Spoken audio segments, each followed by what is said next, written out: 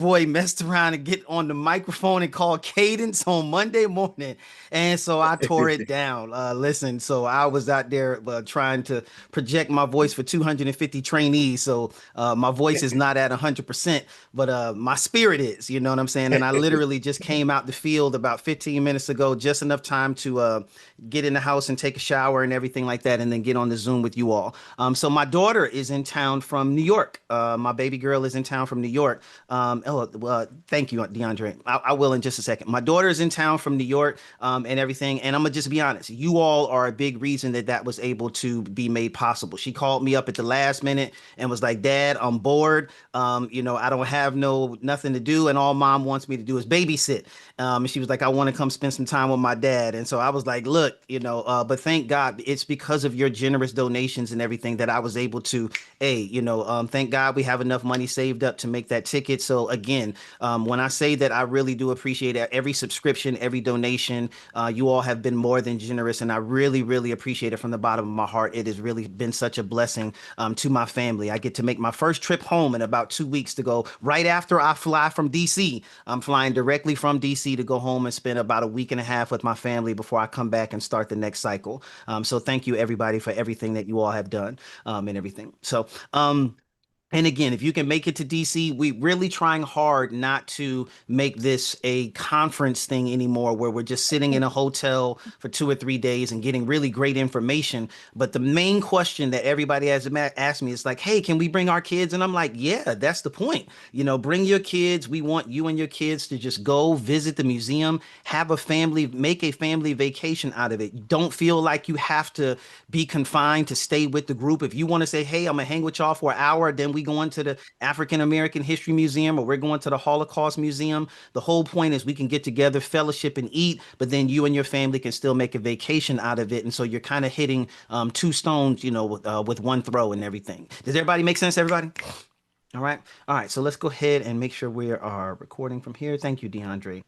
And while we had you pray, DeAndre knows Jesus. And that's really because he knows Valerie, but nevertheless.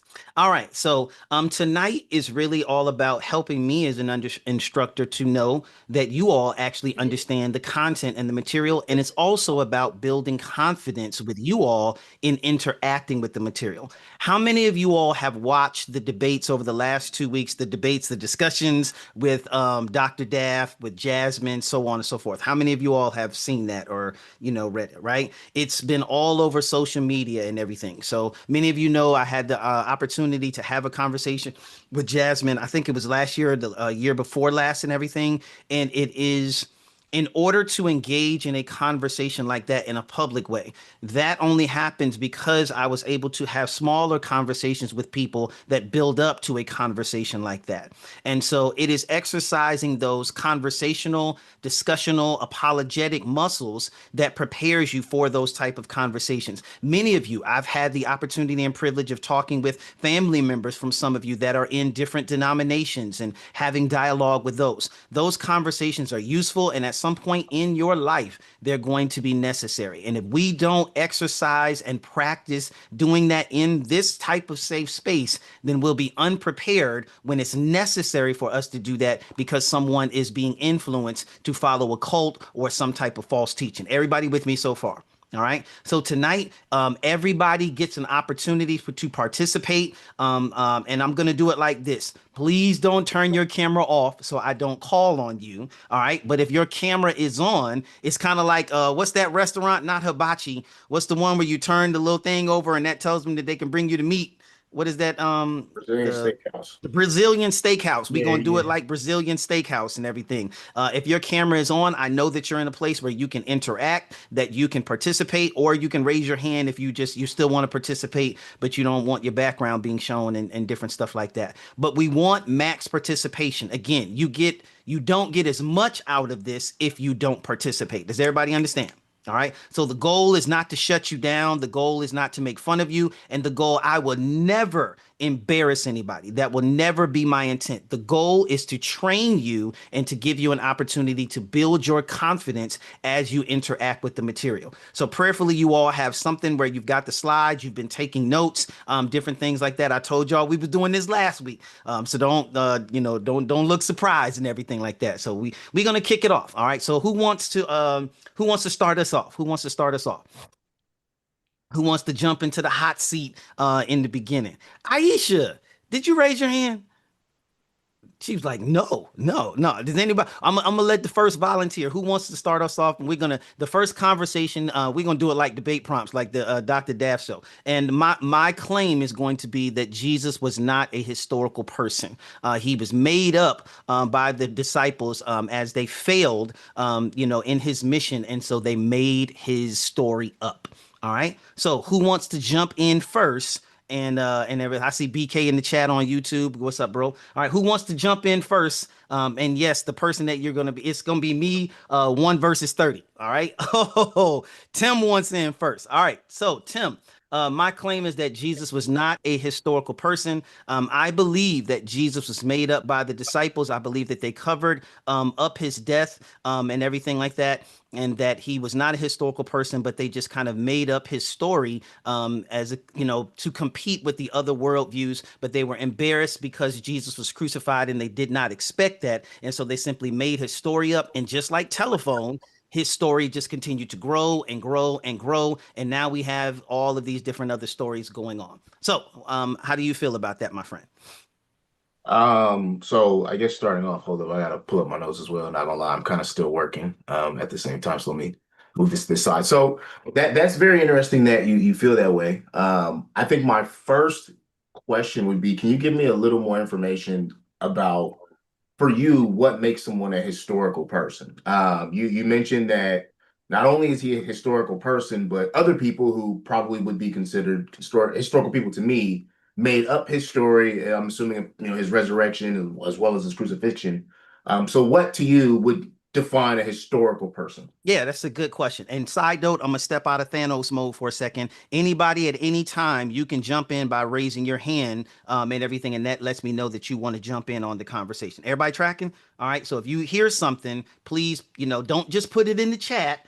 Jump in and interact with me and everything there. All right. So back in the mode. All right. So what makes a person a historical person? I think it's when we can have some evidence of who they are. And I like evidence that I think is of people who are contemporaries of that person. I'm more likely to trust that information if we have a record of someone who lived at the same time as that particular person. And now that we know the Gospels were not written until well after Jesus was already, of course, he was already dead, but we're talking 30, 40 years. The Gospels were written well after. And so we don't have any eyewitness testimony of Jesus. And that's one of the primary reasons that I believe that he was not a historical person. Okay, that makes a lot of sense. So can you tell me what do you mean by well after? So for me, someone can say that Kobe Bryant came in well after, what came into the league well after Michael Jordan did. However, for me, well after maybe 3 years. For you, well after maybe longer. How long are you thinking? Like, what are you talking about when you say well after? Yeah, I'm looking for a contemporary, so someone who lived during that particular person's lifetime, but well after means if that person is dead, and everything like that. And that's when I think the legend grows and everything like that. So I think that's really what kind of happened there. Okay, and I see Kathy has her hand up, so this will be my last question, I guess, and I'll pass Sure. it to her. But are you familiar with the writings of Scripture? For example, Peter was someone who walked with Jesus. He was his man's. He's written down that Jesus not only died, but he did see the resurrected Jesus. Just, based on your qualities or attributes to what a historical figure would be, why would you discount Peter? I know you Because mentioned his disciples may have made something up. Do you have any, proof to kind of match that, or what is it about, Peter's account that you disagree with? No, I think you can't use the Bible to prove the Bible, and so I would discount Peter as an eyewitness. One, just simply because he claimed to be a follower of this person, and everything like that. But I wouldn't trust anything that comes from the Bible because again, I think that is just people kind of making up a story, and everything like that. So yeah, that would be Can I that ask would be my one more question? Of course, of course. Are you as consistent with that in our regular historical methods? For example, will you discount, let's say, someone like Abraham Lincoln or Booker T. Washington if one So of their followers or students were to write about them not during the same necessarily. time that they lived? It's a good question. So I don't know. I think it would really depend on who the person was. I would be more likely to trust the information if it was somebody that lived within that person's timeline. It did not have a reason to lie about it, and just different things like that. But I think Peter would have incentive to lie. And again, we don't have any non-Christian evidence of people that lived at the exact same time Jesus did, or claim to have that wrote about him. I mean, if the Christians are saying that Jesus did all of this stuff, that he walked on water, and, I did read the Bible, it talked about 500 people seeing him at one time. How come nobody else wrote except his supposed followers? I'll Love let you that. jump back in if you want, okay? That, So. that that's amazing. Kathy, I set him up. You can knock him down. Okay, you got a lot of confidence in her. We're gonna see if that confidence pays off. All right, Kathy, go ahead. It's your chance. It's your opportunity. You were saying that you didn't believe um, in Jesus or the resurrection and birth. Am I correct on that? Correct. Okay. What kind of information do you have personally where you came to the beliefs that you have? What do you mean as far as the Source, beliefs that I have? sources, research, or are you just going by hearsay? I mean, I haven't made a claim about what I believe as far as a worldview or anything like that. So right now, I'm not making a claim. I'm still searching. But what I am saying is that from what from the lack of information that is out there, that is one of the reasons that I don't believe that Jesus existed as a historical person. I just think the whole thing is made up. So, in your research, you said there's a lack of uh, information out there. Don't you think that there are multiple sources that perhaps you haven't been able to uh, get, information on because you have, you know, limited information? I mean, there's not limited information. I mean, we have the internet, we have books, and I'm aware of some of these sources that people point to and everything like that. But again, none of these sources, except the supposed Christians, existed within Jesus's actual, the time that he claimed to have been living. So it's all of these people, all of these sources that come in afterwards. So how can I trust the validity of these sources when none of them, except the supposed Christians, came or lived during his actual lifetime? So you think only Christians wrote about the Bible? No, I'm not saying that only Christians wrote about the Bible. I'm saying that any Christian that did write, again, well, we know who the New Testament authors are and everything, right? But again, they're writing decades after these supposed events had happened. And I'm just saying, if these things happen, why isn't that we don't have one source that wrote during the actual time of those particular events? I mean, I could be wrong. I would love if you could prove me wrong, but to my knowledge, we don't have a single credible source that existed that wrote during the lifespan of the person that people call Jesus. Okay, one thing that we have to understand about time is kind of relative because uh, time for us is short. We think microwave time, you know, but we have evidence from within 150 years before and after Jesus. Well, for them, that's a short time, but for us, it's a really long time. So you said So, we have evidence of 150 years before Jesus. How do we uh, have evidence of him before he existed? because there were non-Christians, at least 20 non-Christians who wrote about his account, but they had to go back and change their writings after Jesus' birth Okay. and resurrection to align with uh, the truth. You're confusing me. You said that we have, if I heard you correctly, and this is being recorded, you said that we have accounts 150 years before. So what you're really saying is this is a legend. How do we have accounts of Jesus before he actually claims to have existed? No, their writings, the non-Christian authors of several documents change their writing. Hold on 1 second. I'm to sorry, delivery guy. Hold on.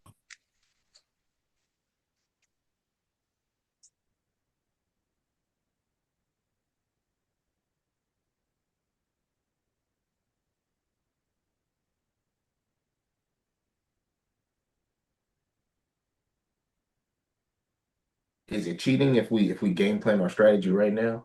Is it cheating? I don't think so. Okay, Kathy. So can anybody pull up? I think a lot of It's Josephus. Yes, He yeah, was we need to around pull up 93. somebody needs to pull yes, up a Kathy, Yeah, walk me slide. to the y'all better pull source. up something. We gotta Guys, pull up some Better guys, pull up something. slide. Yeah, guys, They guys, huddling up on the me, antiquities Nathaniel. of Josephus. Yeah, I just mentioned Josephus was a yeah, 93 CE. Tertullian. Yeah. there is no one Yeah. who wrote about Jesus in his lifetime. See, Everything came No. see, after. y'all better listen to Zoom user.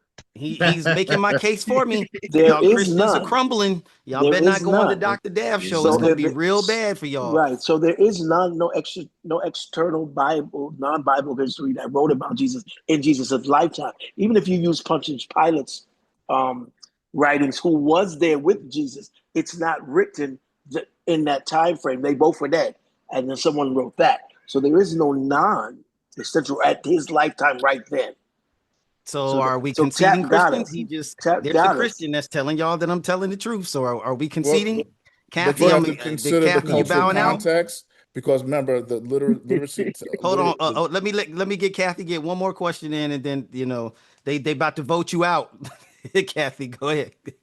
I'm done. You done? Okay. All right. That's two Christians I'm gonna down. save All right. myself. All right. Number 3, Nathaniel. He's anxious to get in. Go ahead, Nathaniel. Yeah, so y'all gotta get locals, man, because I'm it's sorry. like, Before we do that, let me come out of yeah. Tim. Can you or one of the other admins, Deanna? The hands are going up, and I'm losing the order that they went up in, and so I You want got to it. make sure that I can knock them down in the order that they came. So can you keep track of the order that they Yeah, came I'm in? gonna drop it in the chat. Okay. All Steph, right. can you make me co-host? Yes. Hopefully you can do better than the other Christians right now if you jump in. All right. Y'all ready? Y'all. All right. All right. Nathaniel, you want in. Go ahead. Yeah. So like I said, the best apology you could ever have is logos in your pocket. I promise Your you. audio's a little distorted. Hold on, let me take these off real quick. That's Can you the hear me devil. now? Y'all gonna blame that on the devil, ain't you, Christians? Y'all blame Can everything y'all on hear the me devil. now? Yeah, that's much better. And now your Okay, audio all right. got saved. Sorry. So what I was saying is the best apologist you can have in your pocket is logos. So I'm always in logos all the time. So I got non-historical, non-Christian historical writers, mostly Romans, Jewish, and Greeks. The first one's going to be Father Younger. He was Roman governor. We have Suetonius, a Roman Mm-hmm. historian, in Mm-hmm. reference of a riot that Rome caused by Jesus, Christians.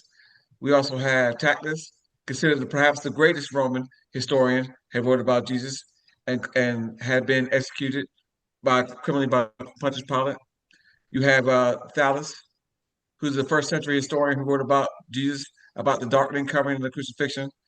Now I got some Roman, two Greek resources. I have Lucian, the Samarist, ridiculous Christian, ridiculed Christians for worshiping a man called the Sage, who Jews executed. I have So Nathaniel, if I can pause you because you're not meeting the standard of evidence that I asked for. So you're okay. giving me the point was Tim started this, so you can blame Tim. I told Tim All right. Tim asked me what standard of evidence I would look for, and I said that I was looking for people that lived or existed in the same time period as Jesus. And so you're giving me people who these quotes and everything, but they're all coming later on. And I'm saying, like telephone, I believe that these people are reporting on what happened years after because the story got embellished. Okay. So do you So have what about any what, evidence of anyone within Jesus's lifetime? I mean, if he did all these miracles, how come people waited 30, 40, 50 years to write about this stuff? right? What about Josephus? He lived during that time. No, he didn't Uh, live during Jesus's lifetime. he Josephus didn't. lived in the same century, but he lived decades afterwards. So Josephus was a contemporary of sorts, and I would agree that he would be the closest one, but he still did not exist within the time frame of Jesus's supposed life. So I'm saying again, I'm gonna make my claim very clear. Yeah. How come if Jesus is walking on water, if 500 people saw him at the same time during his resurrection, and everything like that, how come none of these people wrote it down right then and there? Hey, this guy is doing these miracles. He's feeding 5,000 people. That's 5,000 people, but none of them 5,000 people wrote. How come nobody is writing any of this stuff down? Is that clear? So during that time, at least 90-something% of the people were illiterate and couldn't read or write. According to what source? According to, that's good. Hold on. Next. No. Yeah, somebody jump in and help me out. I'm gonna come back to you. Okay. So take the hint. If you're going to reference something, be prepared to pull up your reference. All right, back in the Thanos mode. All right, who's up No, next? you good because everything was orally translated back then. No, you got to get in line, Zoom user. I I'm love sorry. you, I'm but you sorry. got to I'm get in sorry. line. You can I'm take your sorry. L after everybody else. All right. Oh, And he agreeing with me. Y'all got to opt on y'all got to opt, Christian. He agreeing with me. So, all right, Tim, who is the next victim? Aisha. Aisha. All right, Aisha. Now, I don't think I'm gonna take it easy on you because you're a woman. If you telling lies, I'm gonna get you too. All right, go ahead, Aisha. Okay. So you said a lot of things, but I hear the biggest thing that you keep bringing up is about any evidence and writings at the time of Jesus. And in reference to him being an actual person and him actually existing. So, outside of the scriptures, I can talk about Thales. Thales was somebody who wrote about the events surrounding the death of Jesus Christ at crucifixion. He wrote about the darkness. So, I'm not sure if you actually have read the Bible or know the story around, when Jesus was crucified, when he was dying, the darkness that happened. Let's say, oh, I don't believe the Bible, but we have people back then that actually did write about the events surrounding that. So Thales, I think he probably wrote in about 50 AD about the darkness. So, again, outside of scripture, he's just explaining something that actually did happen at the time of Jesus that matches what is in our scriptures. Okay, so that's a good response, but that's not what I'm looking for. So, by your own admission, Thales wrote about what time? 50 AD. Right. And so my standard was I'm looking for something within, I would say within 5 to 10 years of Jesus's supposed resurrection, right? I think that that's sufficient time that if this dude was performing miracles and 2,000-pound stones are rolled away and 500 people are getting out the grave, if your loved one was dead and then Jesus rises from the grave and your loved one is risen from the grave, it don't take me 15 years to write about it. So I'm asking, and if y'all just want to concede, it's okay. I would love to just go ahead and end this debate, move on to somebody else. But why is it that no one up to 45 AD has written anything that says that Jesus was a historical person? Who is Aisha? You want back in, or you? Let me see. What else do I have? Although Jesus died, what, about 30 something AD? That's not that far off. He existed around that time. I understand what you're saying. Yes, he did write years after, but in reference to time frame, that's not that far apart. I mean, that's subjective. But again, 10 years is a long time for nobody to have written about the most famous person that's ever lived. And I'm calling cap, so I'm calling cap. So she ain't got the answer, Sway. All right, Tim, who's up next? She ain't got the answers. DeAndre. All right, DeAndre. DeAndre didn't I already give you a L? Nah, I don't think. All right. Nah, we haven't Is talked your to that. wife on here, DeAndre? Because I really don't want to embarrass you in front of your wife, man. Is Nah, Valerie on here? you're stuck with me. She's in a trustee meeting. Okay, all right, good stuff. All right. Yeah, yeah. This is being recorded, so be careful what you say, Okay, man. all right. I had raised my hand because there's a few times you mentioned the telephone game, and so I was curious.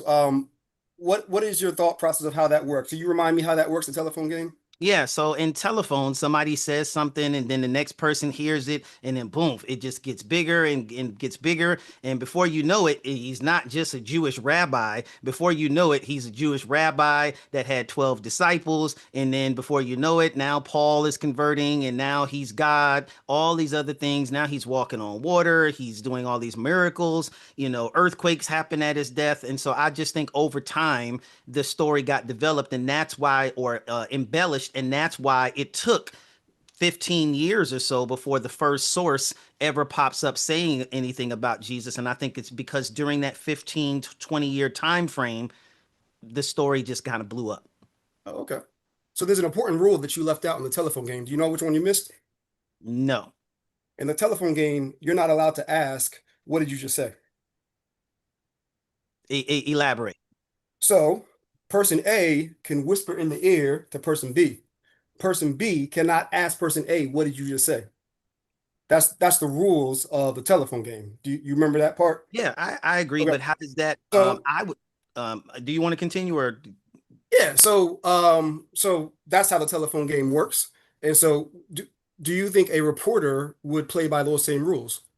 Yeah. Okay, elaborate what you mean. Do I think a reporter would play by those same rules? Would a reporter hear something and not say, what did you just say? I'm lost. I'm a little, help me Okay. understand. So a reporter is interviewing somebody. You tracking? Yes. Okay. A reporter, if they want clarification, they would ask, what did you say? Or Correct. what did you mean by that? Correct. We're on the same page. In the telephone game, you can't do that. Okay. You can't say, what did you just say? In the telephone game, yeah. Well, so you're the one that kept on bringing up the telephone game. And so what I'm pointing out to you is that like someone like some of the writers, they didn't just get one piece of information and not have the chance to vet it like you would in the telephone game. And so that's why that analogy doesn't really work for when we're talking about how the Bible came together.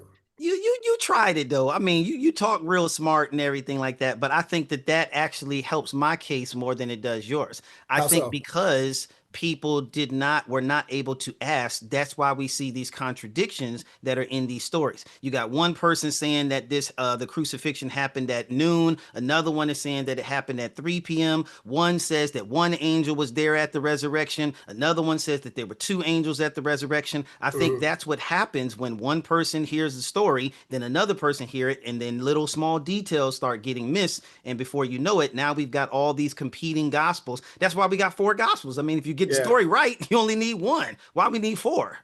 So you said that no one had a chance to ask. You said no one had a chance to ask questions. What you just said. What proof do you have for that? Did I say no one had a chance to ask questions? I Yes, think that what was you your said. It's comment. recorded. It's recorded, chat.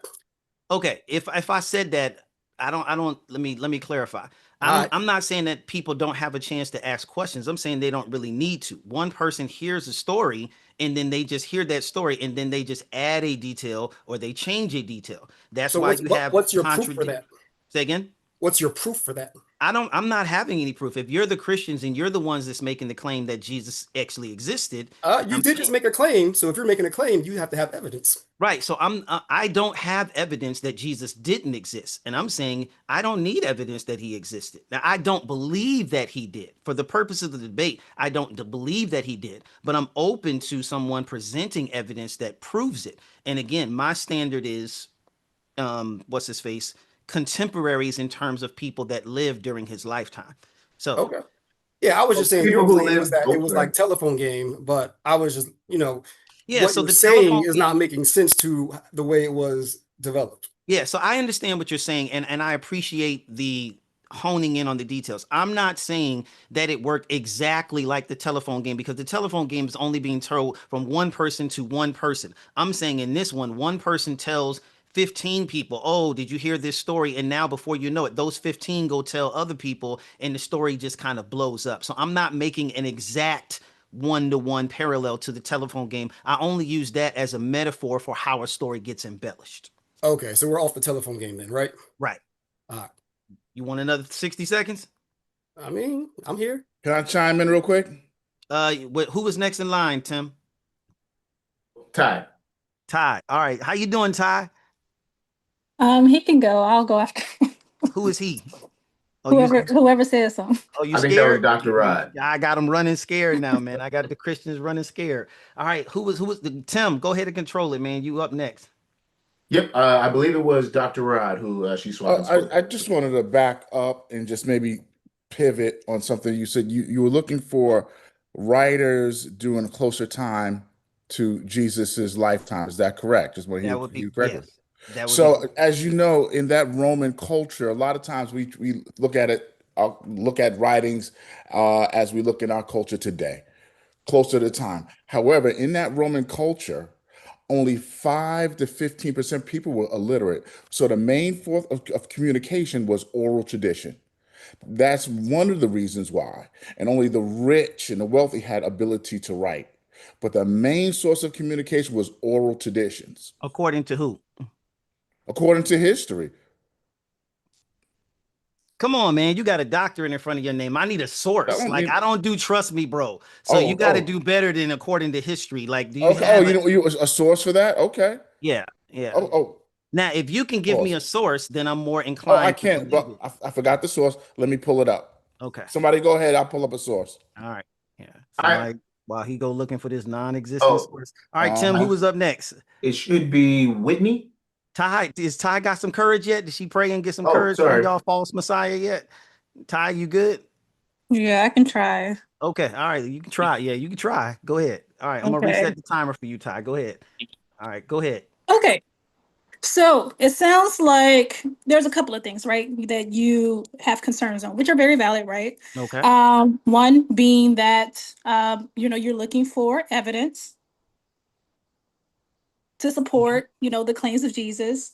But then it also seems like you don't find the gospels credible. You don't find the apostles credible. And so if we were to provide evidence that their account of Jesus is true, would you be more inclined to hearing with what we have to say? Depends on what it is. Because again, they're written so late. And by late, I mean 10 to I think actually 20, 30 years after Jesus' supposed resurrection. It's just hard to believe that, it took them 30 years to record the story of the most famous man that ever lived, and everything. So what you got?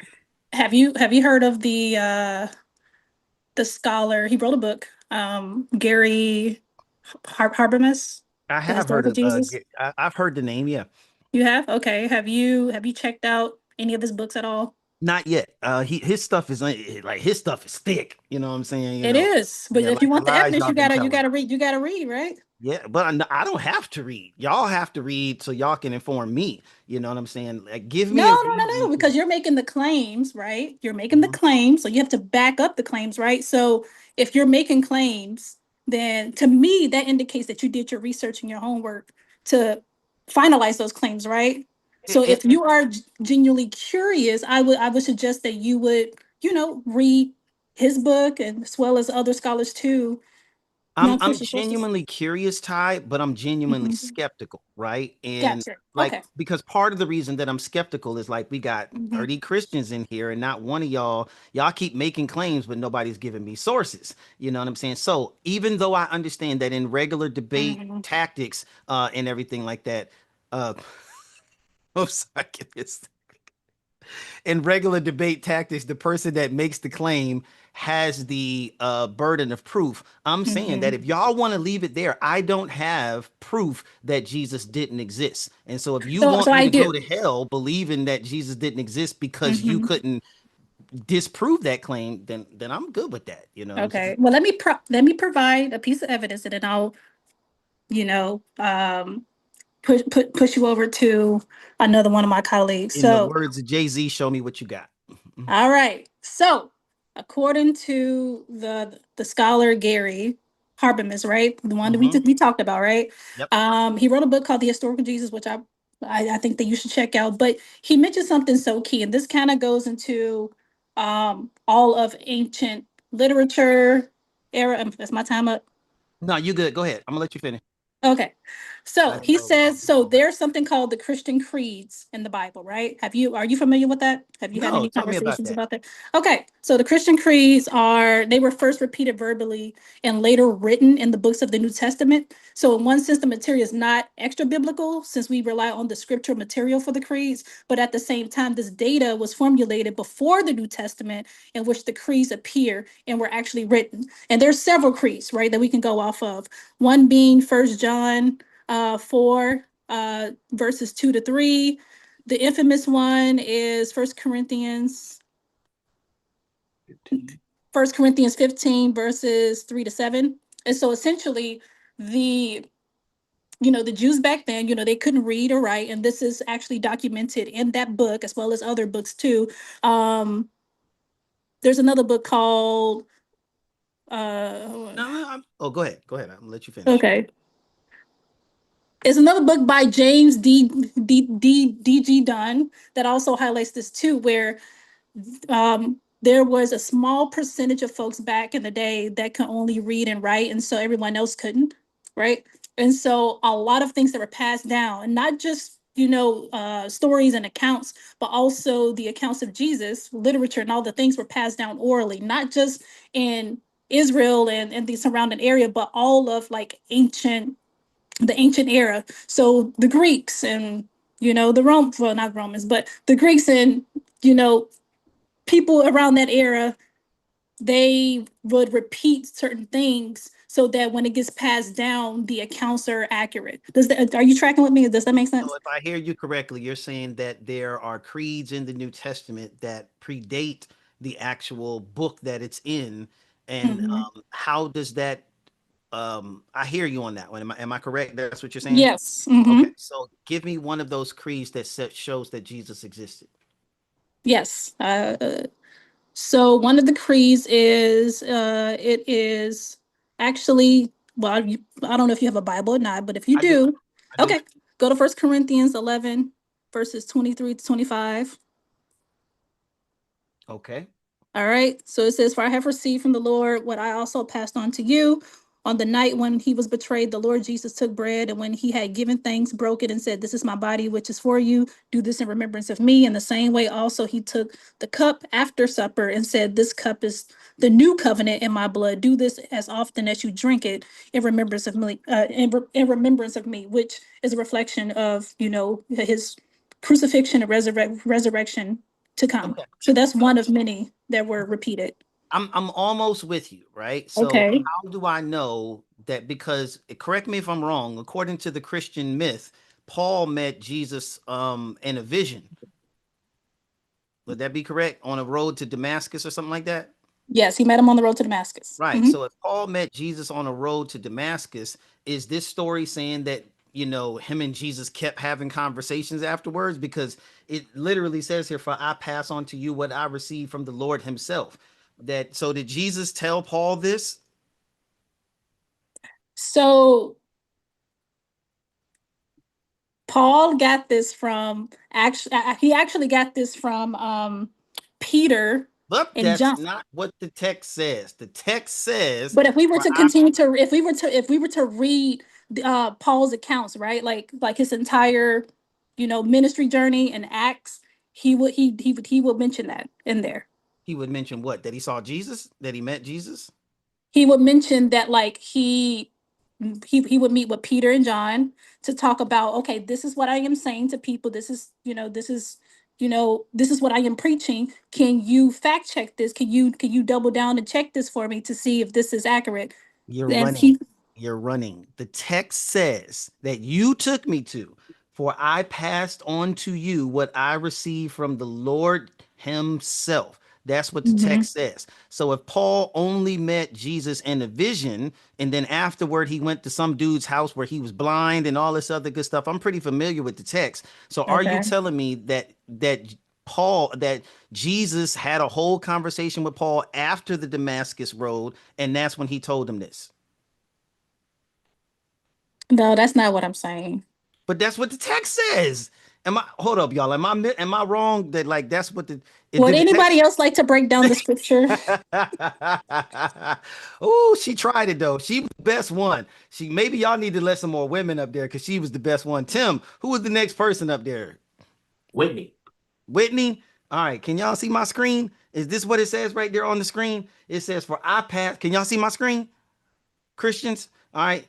For I pass on to you what I received from the Lord himself. So I want to know, is the Bible lying? Because Paul only met Jesus in a vision, but he says that he got this from the Lord himself. So was Paul and Jesus still having conversations? You know, I got a feeling it's going to be some deconstructing after this class, boy.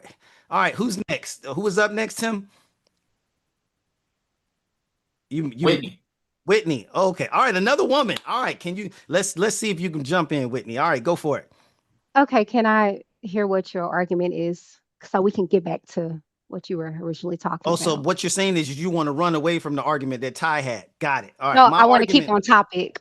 Go Okay, ahead. my argument is that I don't believe that Jesus existed as a historical person because my standard, I believe, would be in y'all acts, I'm looking for information within the lifetime of Jesus or within 10 to 15 years. I'll grant you that it would take some time to write and all this other good stuff. So the creed thing was pretty good, but Mhm. that particular creed makes it seem like Paul had a conversation with Jesus after. And if that's what y'all are saying, then I'm willing to explore that. But I just don't remember reading that in the text. According to the text that I'm familiar with, Paul only met Jesus the one time, and that was in a vision.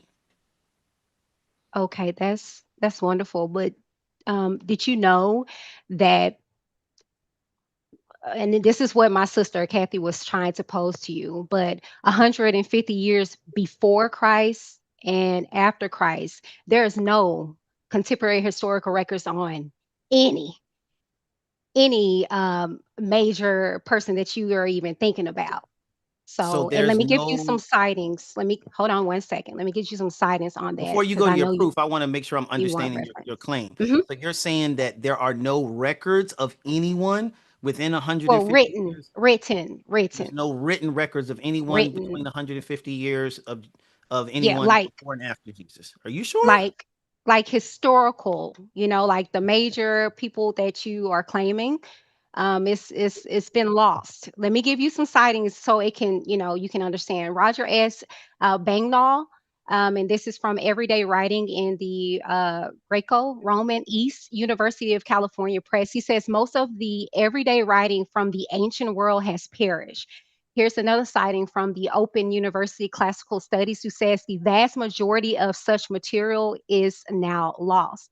And then we have an Oxford Classical Dictionary Literacy, Rosalind Thomas, who cites that literate people, particularly the highly educated elite, then about the illiterate population. So back then, it was very, very hard to have record keeping. Even Jesus himself in the Bible cited the Torah. But you want to get into like, factual things. Let me just let you know that we have over 5,000 Greek manuscripts and upwards of 25,000 total ancient manuscripts, copies in various languages.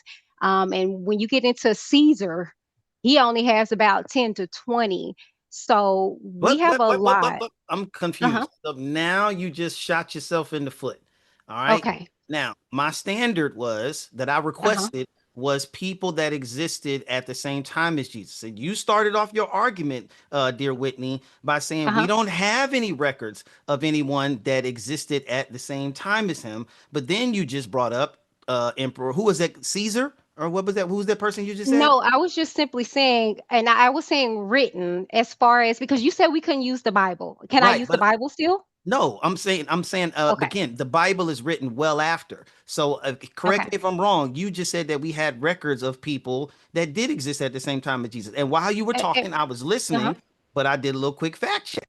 And right Okay. now on the internet, do you see that? It says, yes, we have many historical records of prominent political, religious, and military figures who lived at the exact time as Jesus in the first century.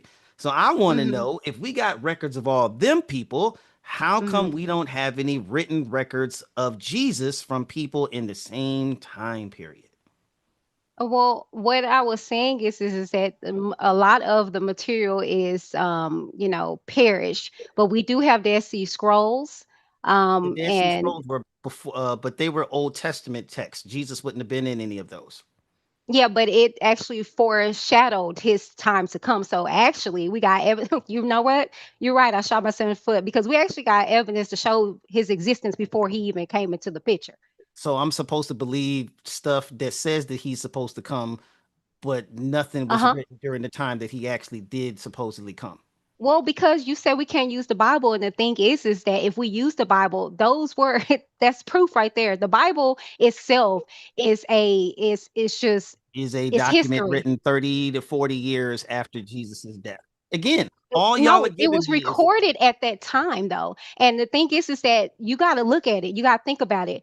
These disciples were writing. They didn't even write themselves in because it wasn't about them. So, yeah, we have to use the Bible, although you may not think of it as your main source, but it's historical proof and factual. Look at what they wrote on the Dead Sea Scrolls. You can't change that. So this is showing you predating even the existence of Jesus. And then you have proof to show about the resurrection, about people talking about it, about the Christians talking about it there afterwards. okay. All right. Let's take a pause. All right. So Okay. somebody tell me what is my claim?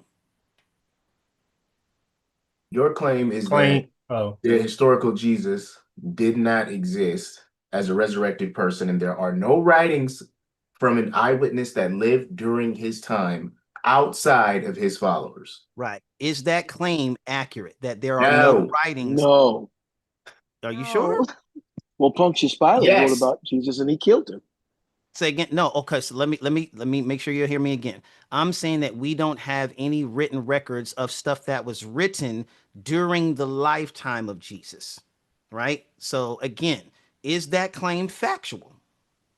Yes, that Well, claim is yes, that factual. claim Right. is factual. Yes, So that claim is. So if that claim is factual, then I've eliminated the actual biblical text. We spent a whole class. What was the first thing that we talked about in class before we got to any sources? What was the first thing that we started off doing before we got to the actual sources of the non-Christian evidence for Jesus? We had to analyze the evidence of historical fact. Reword that because that was big time. Okay.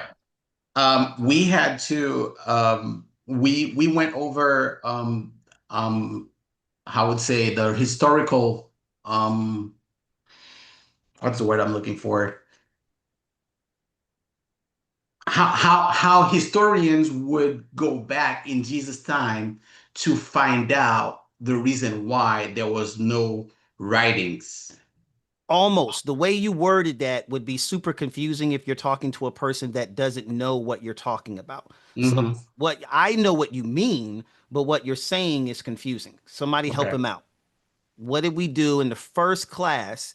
What did we start talking about first before we got to Thales and everybody else? We talked about basically how history, the standards that historians use in order to evaluate history or There we information. go. So explain that. Explain that really as if you're talking to a person. Remember, y'all, you're not talking to a person that is just going to accept what you're saying. So we have to take the time to help them to understand how historians explain it, Ron. Yeah, basically just how they gather information, how they evaluate it, how they interpret it. They're looking for consistencies. They're looking for corroboration, whether that's be archaeological information, whether it's early writings. You know, they're just basically gathering that information. They have a structure of how they evaluate it to determine the validity of it, so to speak, or the credibility of it, what substantiates it. Okay, so do historians require or do they look for evidence of people who wrote during that person's lifetime? Yes. They want early. But is that the only? Yeah, that's really good evidence, right? But is that the only evidence that they look for? No. What is other evidence that historians today accept for people just like Jesus, other historical figures? What other types of evidence do they look for? archaeological Attestations. Multiple what is attestation. what is multiple attestation? What is that in your This, own words? this, the same basic event reported by more than one independent source. Very good. What's another standard of evidence that historians look for to validate the historical existence of someone? The age of the source. Okay, very good. All right. So Which explain means that. which means how close was the source written to the event? Very good. All right. What else? What's another standard of evidence? Cultural Archaeology, background. geographic information, archaeology. Very good. So Yeah. do y'all see now how not only knowing that, but how could you have used that argument or that information against me in my claim? So by inserting people who lived in that time to corroborate what I just said, and then just in order Well, I would to validate my point. Almost. I would just say, okay, I would put their standard versus your standard and say Very that your good. standard is not what they use. Your standard Very good. We're gonna go with their standard. Or you wouldn't even have to say that my standard is not what they use. You Yeah. could validate and say, Right. hey, that's a good standard, but it's not the only standard. Right. Y'all see that? So Mhm. what's the power of saying, Kevin, you're right, but that's not the only standard, instead of telling me you're wrong? That's not how historians do that. What's the difference? The Well, difference. It's opened up another interpretation of how to look at the sources, Okay. the historical content. Very good. And man, what's your name? Because Zoom user is getting on my nerves. What what's your name again, brother? Marcellus. Marcellus. All right. What else? I would just So- say your answer to your One question. at a time. you just Go asked- ahead, Yeah, Ron. I would just say I wouldn't be automatically dismissing you. So I would be basically saying that yes, you're right. You're on the right track. Right. Here's how to elevate that standard. So it wouldn't Very be good. It wouldn't be dismissing. Very good. Very good. And then maybe I'm not aware of how historians actually do that. Now, if you can point me to a source that says that, hey, according to this historian written in this book, here is a non-Christian historian that says these are the types of evidences we look for to validate the historical existence of someone. Why would I use, who is this, and why would I use a source like this? Bart Ehrman. And why would I use that source? Because he's non-Christian. because He's a non-Christian, and then he's a so that skeptic. would And he's a skeptic. But what does he believe? What did he write a whole book about? That Jesus existed. That Jesus existed based upon what type of evidence? Everything that you all just talked about, right? All right. So I got a question, Kev. Sure, go ahead. Based on that, I had encountered some people telling me that Bart Ehrman was a Christian before he became an atheist. So what would be account? Yes, he was a Christian before he became an atheist. Right. So what would be an argument to counteract that one? I wouldn't even bring that up, because Bart Ehrman, what was my claim? What was my claim? Jesus didn't exist. Right. My claim was not that Jesus was not God.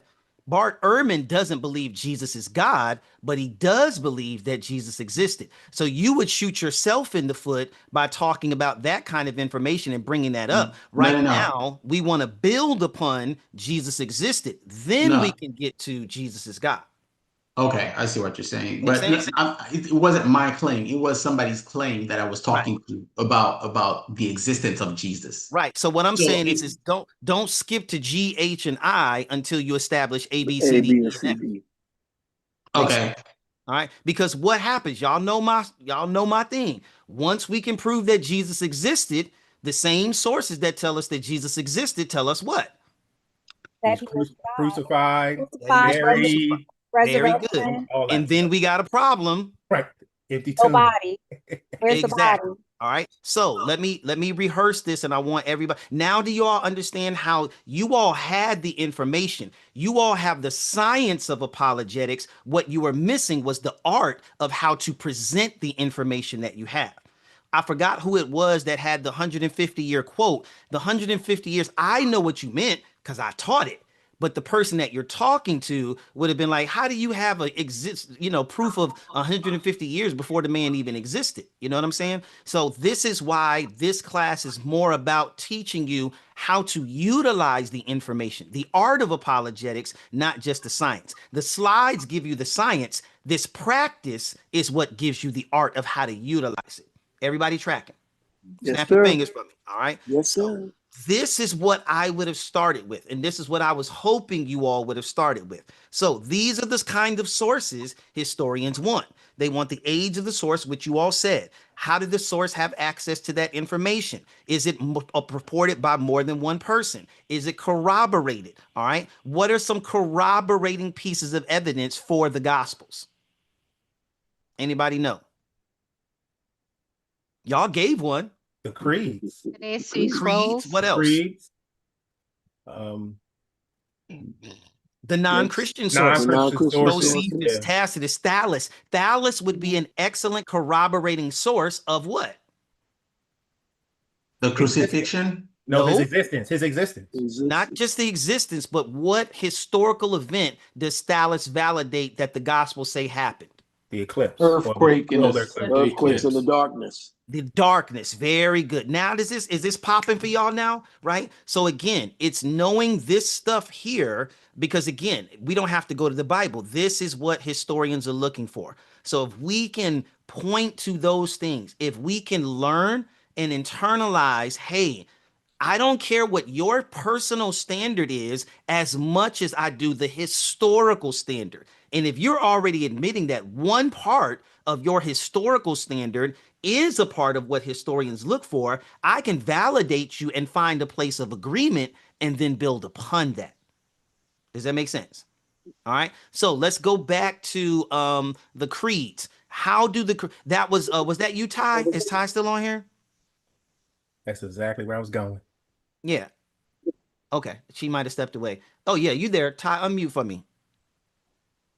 Or I think she's on the phone. Okay. So she did good in going to the creeds. How do the creeds, again, somebody else help me. How are the creeds helpful in establishing what was the value of the creeds in the New Testament?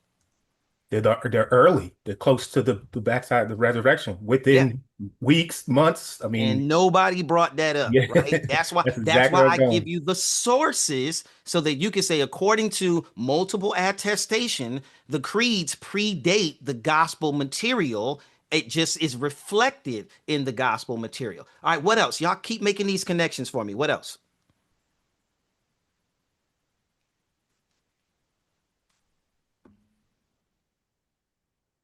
Don't worry, I'll wait.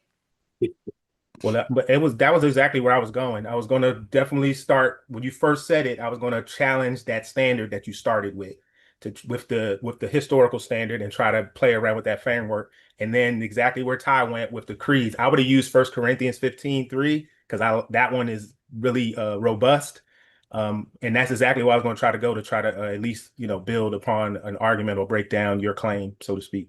Okay. Now, Chad, I like Isaiah 45 and 23. It's before him, but it gives you that before. I know first Corinthians 15, but I like Isaiah 45 and 23 because it talks about him himself coming as Jesus, to himself as Yahweh. So I would have used that as far as historical 150 years, because that was much way before Jesus was even born or thought of. It is, but then you're going into a theological conversation and you're bringing up prophecy and all of that other good stuff. You're adding more things to have to explain. Okay. So again, I'm not telling you that you can't do that. I'm saying you can by all means. I'm saying if you do that though, be prepared to especially if you have a conversation with somebody like Jasmine Gardens, if you bring up prophecy and she hasn't brought up prophecy, you're opening up a whole nother can. Right, and I want to keep it simple. I want to keep it simple for me too. Very good, very good. All right. So now where we got in trouble was, where I locked y'all in on that one, where it says Paul says Jesus told him this. Anybody want to explain how we could explain that? Well, you made at first you said that Paul only talked to Jesus on Damascus Road, and that was actually incorrect. There were multiple times where even after the Damascus Road experience, Jesus and Paul had interactions, or Jesus had interactions with Paul. So I would have brought that up as well. Can you give me an example of one? So when he went to, I guess, in Jerusalem, before he had to talk to the council, Jesus kind of gave him words of encouragement or whatever when he was going to talk to, I believe it was the king or one of the leaders in Jerusalem. There was another time. Was that Jesus or the Holy Spirit? No, that was Jesus talking to Paul. So we met him on Damascus Road, and then he had the encounter. There was at least 3 or 4 of them. Chap also said that was Jesus continuously talking to Paul. Yeah, and he did. He gave him encouragement before he went to talk to one of the kings or the leaders in Jerusalem temple. And then there was one more. I'm trying to find that one. I know it's in Acts. What you looking for, Ron? So here's the question, right? Here's the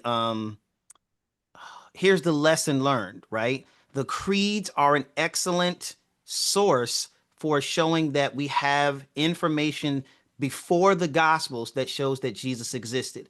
What do we want to do before we bring up a specific creed? We don't want to just look at the PowerPoint and, hey, I'm gonna just go to the first one. What do we do?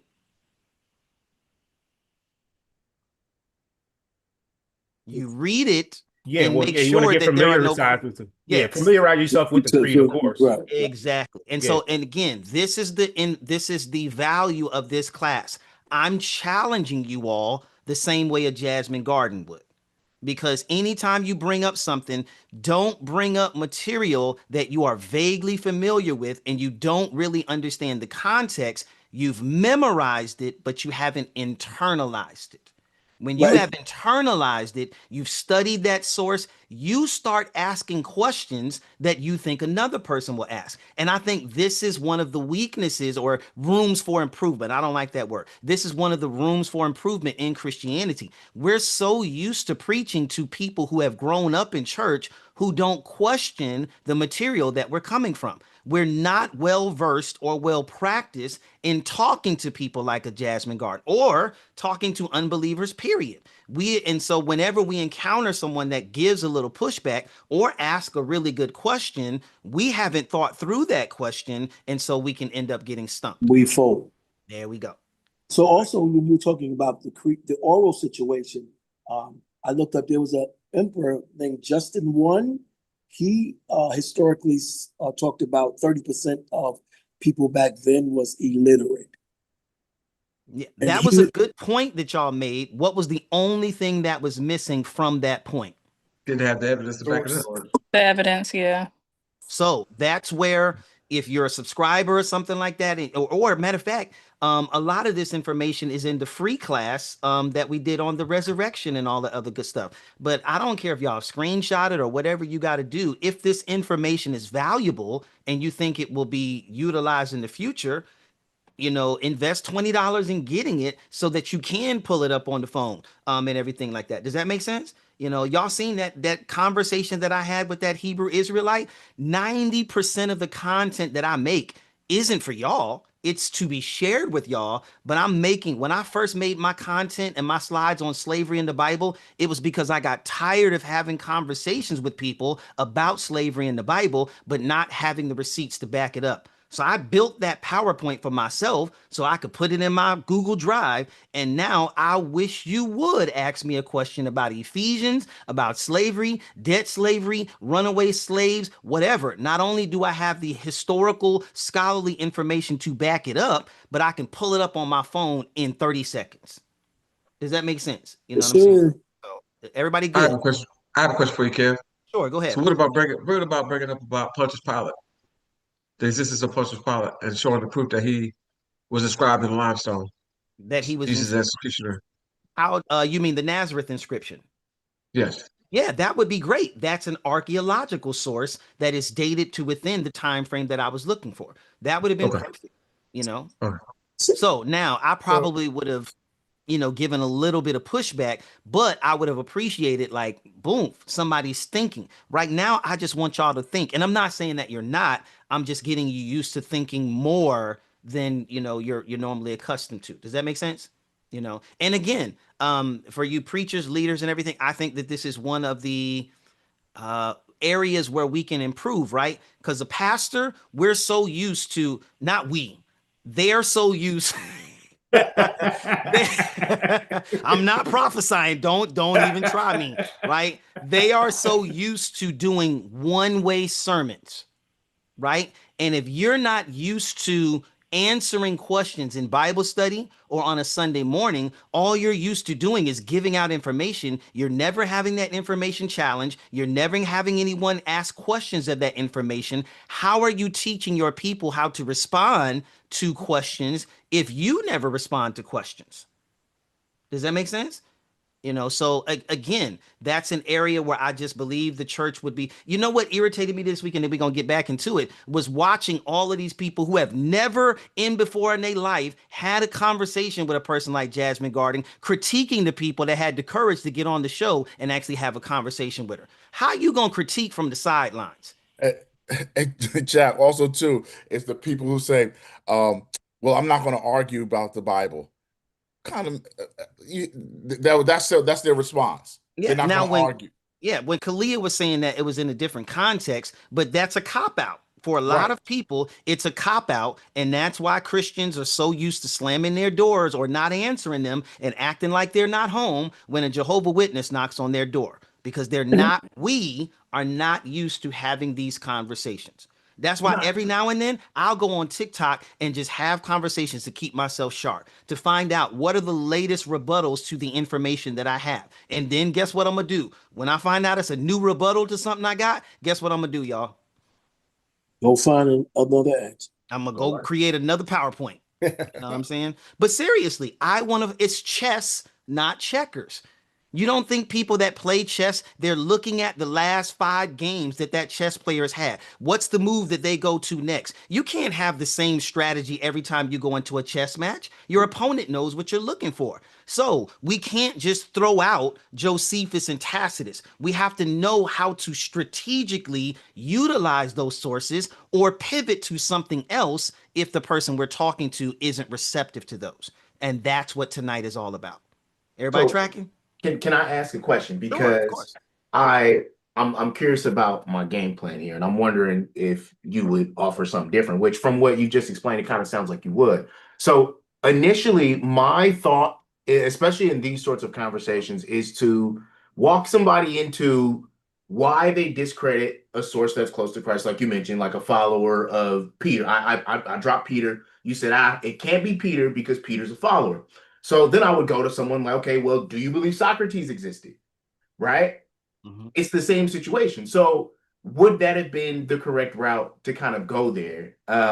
Because you can also do the same thing with Muhammad, right? Where it's like, it's not like Muhammad has random historians just writing about him during the time he lived. No. These are his followers, right? And, these are things that are kind of well documented. And I think even someone like Alexander the Great, right? Like typically, those who are going to author you are people who are your followers, which we would look at now and go, oh, well, that could be biased or whatever. So I'm just curious if that's the correct way to kind of, I'm not saying I'm walking someone into a trap, but to kind of go about leading a conversation. Yeah. So because I'm a receipts person, right? If I'm going to bring up the name Socrates or Alexander, I'm going to have a slide with a source that shows that the writings of people who wrote about Alexander, they didn't do so until 500 years after him. Before I throw out something, I'm going to be prepared for you to challenge it.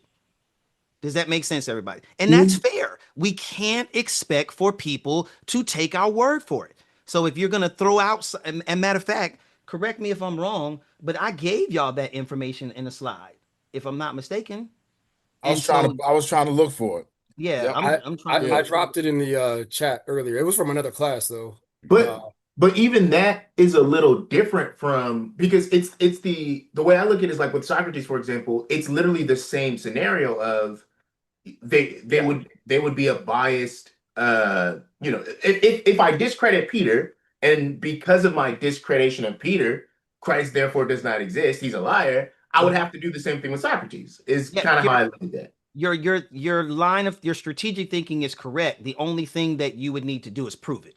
Right? Well, I could do that as well, Yeah. but I guess I'm just trying to make sure that like that is a good way to walk someone kind of into that scenario. And it really just depends on the person and everything. Because if you would have brought up those names, then I would have definitely been like, okay, what's the source on that? And if you can show me, boom, hey, you're saying that 30 years is a lot, but I would have started by saying, and I think this is what you're saying, hey, do you believe Socrates was a real person? Do you believe that Aristotle was a real person? Once I say yes, game over.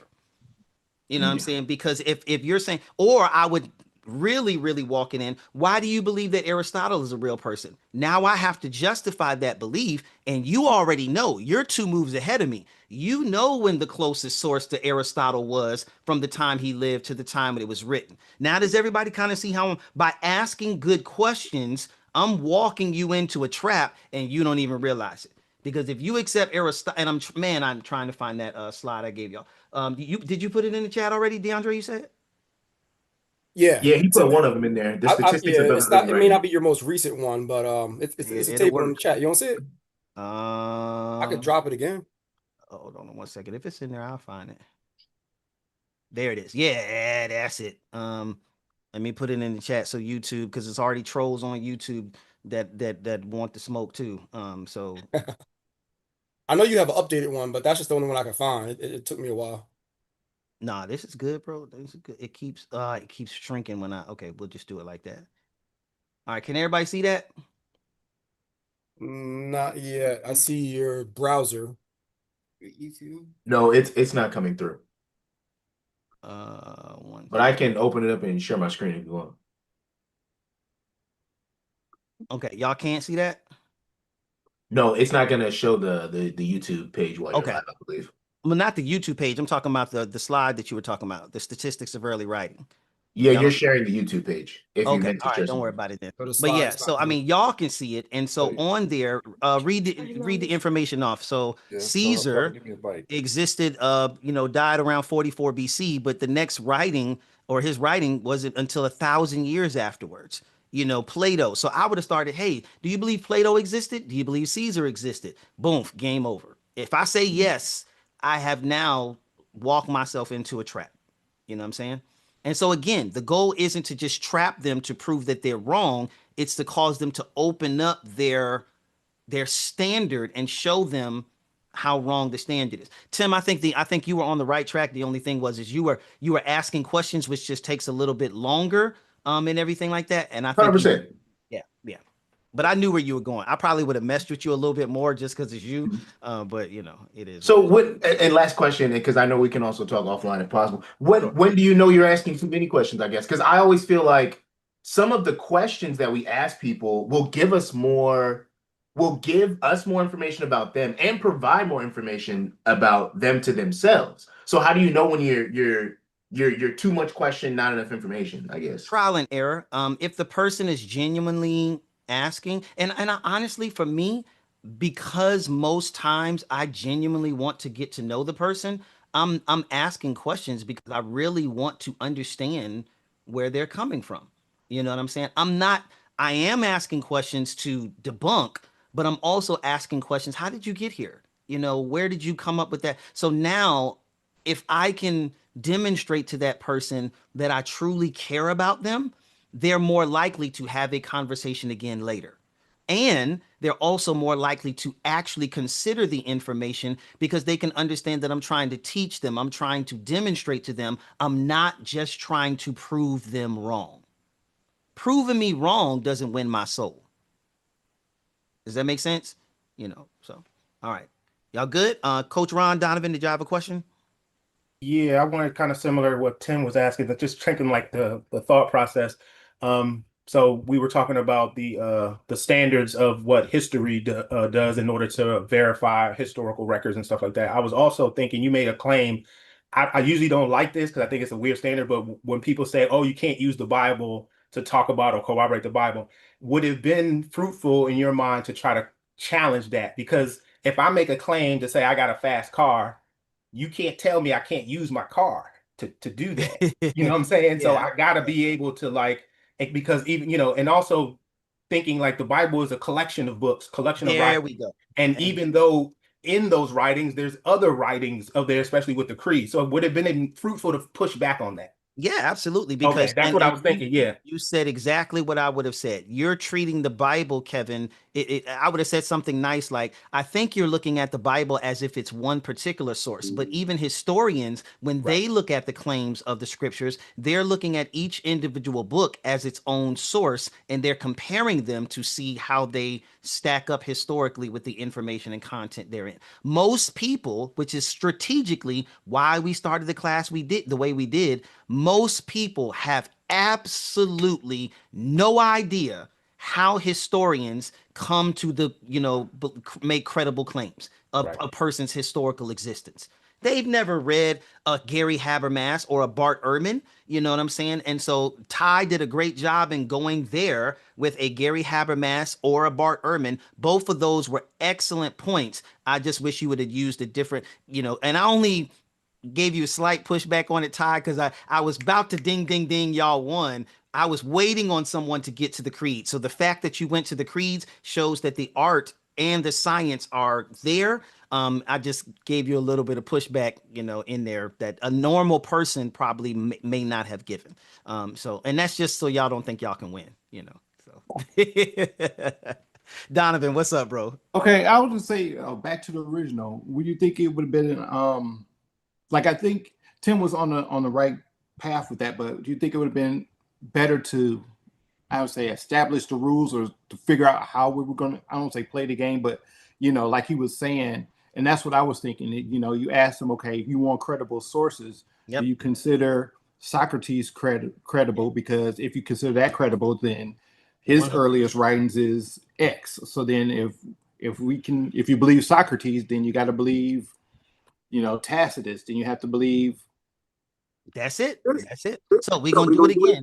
We're going to take 10 minutes. We're going to do the same line of questioning. Now, I want new people. I want people who didn't spend a lot of time up here. I don't need no DeAndres and no Tims. And Valerie, I'm sorry I embarrassed your husband on YouTube earlier. He tried it, though. All right, I want some new people or people who didn't spend a lot of time on the panel. So challenge yourself. They gave you the playbook. If you follow the playbook, I'm not going to mess with you too much. I just want you to get used to using the playbook in the actual game. Everybody tracking? All right. So who wants up first? My claim is that Jesus did not exist as a historical person, that these claims about him and the miracles that he did were embellished by his disciples. Who wants up? Oh, y'all brought Michael Jordan off the bench. Go ahead, Destiny. Go ahead. We're going to see if you miss. Well, I mean, I just might, but I feel like your claim doesn't fully make sense to me, because how would he have disciples to follow him if he didn't exist as a historical person? Ooh. Game over. I was thinking the same. Game over. That's she don't. Yeah, that was good. That was good. Y'all see what she did? She got him philosophically without any evidence, nothing. Just a I philosophical. talked fast. What did she do? She listened slow. Slow. Game over. Y'all ready to go to the next lane? Can you Destiny? you know I might have to send you a cash app on that one. That was. Can you repeat that again, please, Destiny? I asked him, how would he have disciples to follow him and embellish these claims if he did not exist as a historical person? Ooh.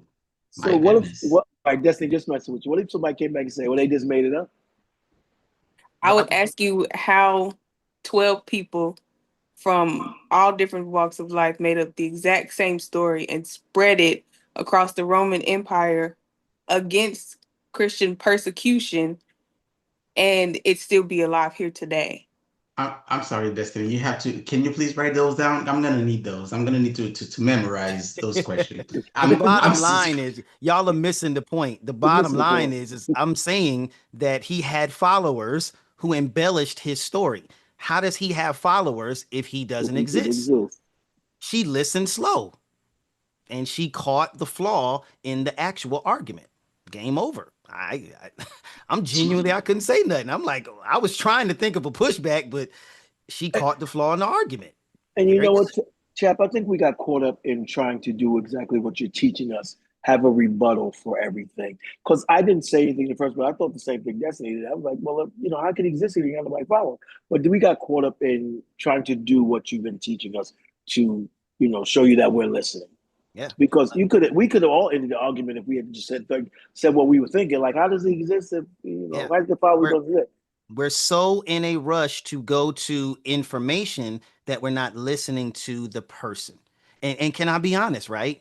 I think that one of the flaws with some, I love Kalia, I love Chanasi, y'all know what they're my people. But I think some of the argument when we're talking to people like Jasmine is she doesn't feel like people are actually listening to her to understand. They're listening to critique and debunk. Now, we should be listening to critique and debunk, but if she doesn't feel like we're actually listening to understand and we're just doing it to debunk, it already creates a barrier in the conversation. Does that make sense?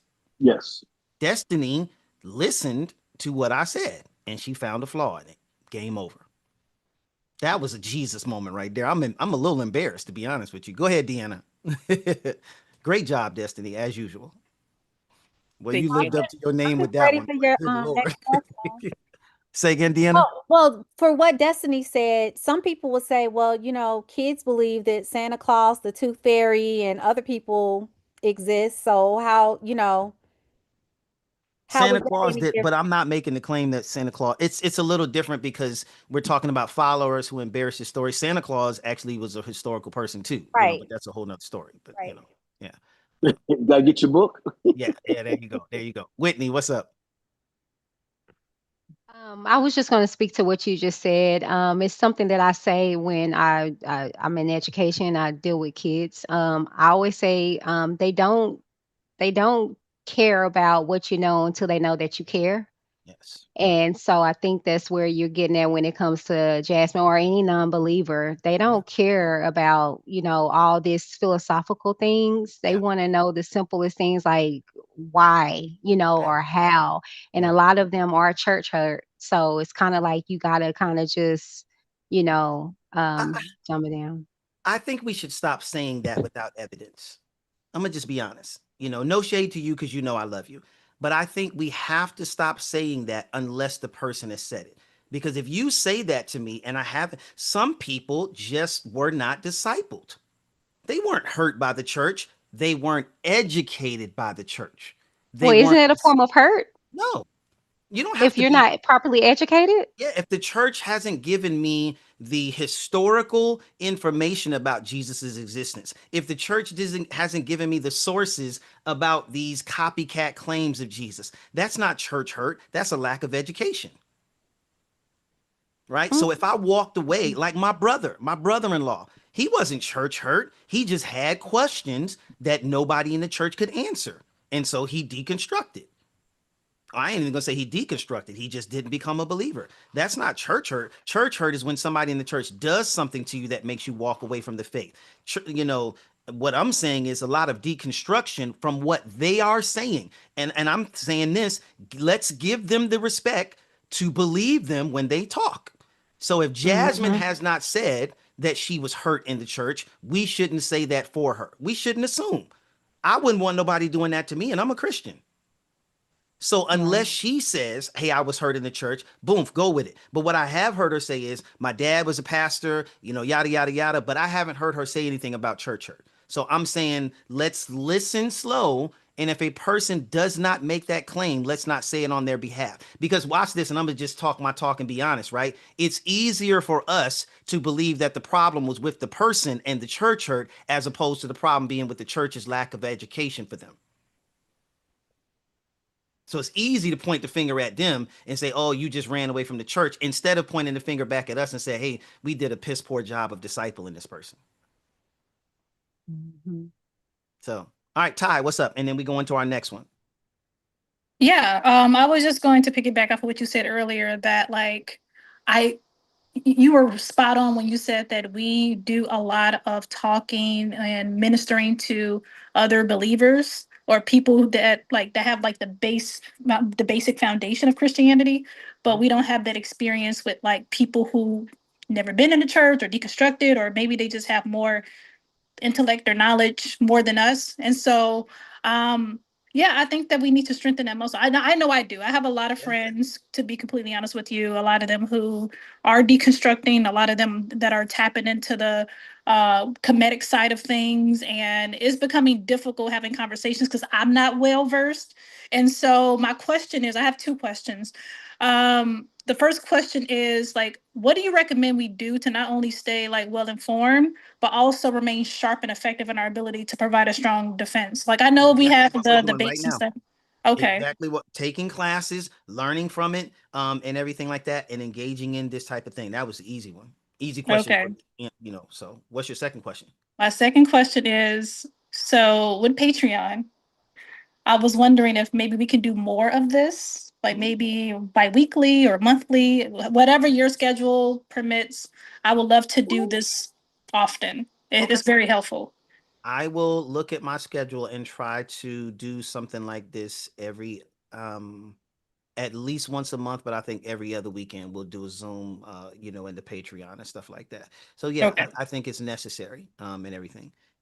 Cool. Yeah, good suggestion. Good suggestion. All right. Um, all right. So my next claim. All right. So my next claim is that the story of Jesus is simply a copycat of other pagan religions.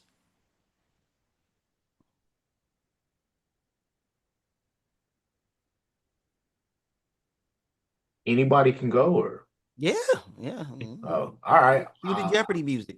Let's do it. Can you prove Oh, that claim? Can I prove it? Yes, prove it.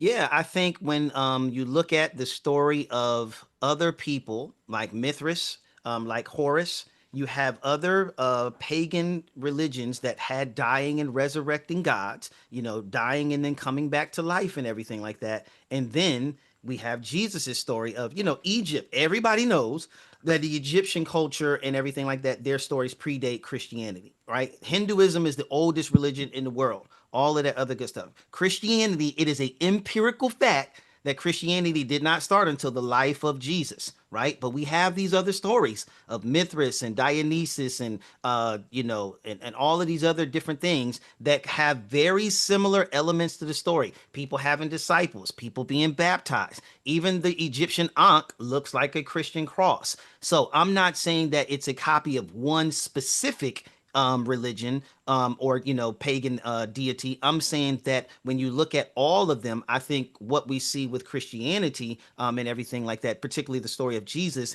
is kind of a morph of all of those things kind of put in together. Whitney, go ahead.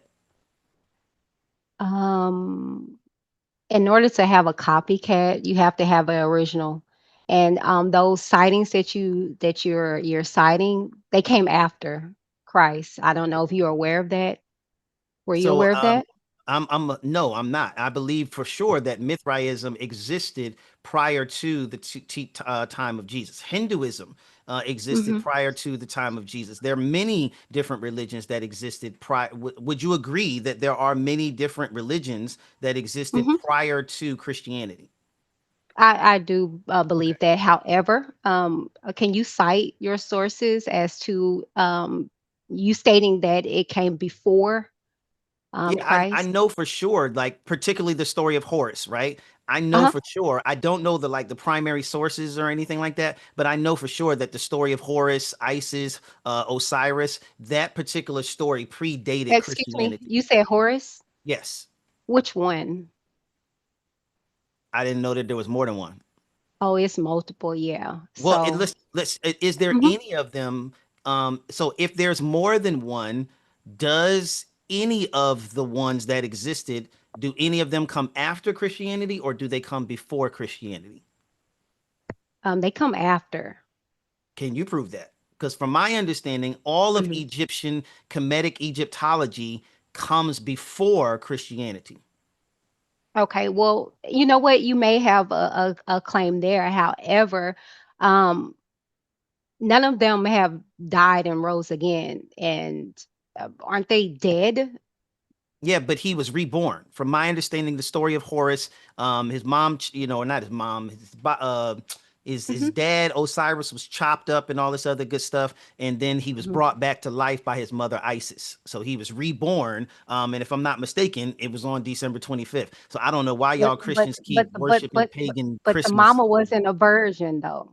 You are No, aware of that, right? right. So that's what I'm saying. I'm not saying, It. hear me Uh-huh. clearly. I'm not saying Uh-huh. that every single element of it came from one story. I'm saying that Okay. they took parts of these different stories because the Israelites, the Jewish people, they were familiar with all of these other stories. And the Jesus Hmm. story is kind of a combination. It's gumbo. The Jesus story is gumbo. He just took a bunch of stuff in there, you know what I'm saying? See, I knew you would like Right. that. Yeah, but in all actuality, all of the gods and stuff that you're claiming to, like, they are dead. Uh, ours is still living. Allegedly. So, well, to be honest with you, i- if you think about it, um, in that time, the soldiers would have been executed if they touched that stone. So, how would they have done it? And then where's the You, body? Do you you, know where you, the body is? you preaching, you preaching. I don't believe that there was ever a body to be found. You know what I'm saying? So Oh, okay. again, my claim is that all of Hmm. these, these stories existed prior to Christianity, and everything. So I'm not, Hmm. even if Jesus, I don't believe that he existed as a historical person anyway. But that's not my claim. My claim Hmm. is that the story of Jesus, came as a copy of, copying from all these other religions. Yeah, but you haven't cited any of your sources as to prove that it was prior to. I Right. just So I just want to know, I don't. you could be Again, right. I Hmm. will concede that I don't Okay. have a primary source, right? But Hmm. are we on the same page in that it is historically true that Egyptian Kemetic Egyptology existed prior to Christianity? That I Mithraism, even though I don't have the specific data, I think it's a uh-huh. commonly known fact that Mithraism, and Egyptology, at a minimum, existed Hmm. prior to the story of Jesus. I mean, we can. It's nothing to look it up and Okay, let's see. let's Okay. Yeah. Google it. Let's But Google. there's little known about the religion You since jump no. in the line, man. See, I'm you sorry. Christians don't follow the rules, man. You just jump in the line. I'm You sorry. don't like I women. can't. That's why I you can't. saw Destiny in there. I can't let And you beat up on her. yeah, no, you jumped in there because the Bible says that women ought to be silent in the church anyway. So I don't even know if I should let Destiny talk. So Ah, That's Old Testament, man. Stop okay. playing. Destiny gonna handle you. Hmm. hold on one second. Did the story of what's his name? Uh-huh. Hold on. Bam. All right. Well, look at this. Okay. Boy, I'm about to shut you Christians down. Boy, I'm telling. Okay. Hold up. Bam. All right. You see that? All right, Christians. Yes, the mythological story of worship of the ancient Egyptian deity Horus predates the life of Jesus. Life and historical accounts of Jesus by roughly 3,000 years. Y'all just copying stuff. You see Keep that? reading. You didn't keep Huh? reading. Yeah. Read the Yeah. whole Can you thing. bring that back up? Keep reading. Keep reading the whole thing there. Yeah. Well, we don't talk about Bruno. I was just using the first part of that quote. However, the Keep popular going. However. Hmm. stating that the specific life story of Jesus was copied from Horace are historically Oh. false. So again, Oh. I'm not Okay. saying my claim wasn't that it was a copy of straight Horace, but of all of these other, things. Now, you know what this is my Google internet knows that I'm an apologist. So it's Okay. crazy thing is my stuff is debunking stuff and I ain't even asking to. I ain't asking for all that, Google. You I messing. mean, it's just there. Ah, It's be just there. quiet. Women can't talk in You church. take care. Go make some Okay. babies. All right, go ahead. Okay. Go ahead. I'm just clowning. Go ahead, Destiny. Boy, that Google Okay. messed me up. Go ahead, Destiny. So Like, your claim is that Christians and Christianity You got in me. itself boiled all of these things together that came before Christ to create this story, correct? Like gumbo. Very good. Okay.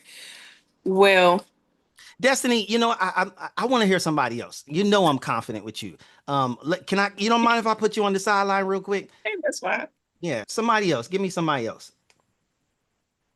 I'm not going to Kendra. be good at this. I don't Yes, think I'll be good at this, but Kendra. I do want to ask this question. That's all right. The rest of them Christians ain't good either, except Destiny. Go So ahead. what is the story of Jesus? What is the story of Jesus? Yes. That he was God, he came down from heaven. He was born of a woman that didn't have no that was a virgin and all this other good stuff. That he was God, he died, he was resurrected, 500 people saw him, then everybody started, following him. They all died, that's kind of a nutshell. Okay. So let's go back to Mithras, who claimed Yeah, is. Mithras is a good one. Yeah, Mithras is a good one. So what's the story of Mithras?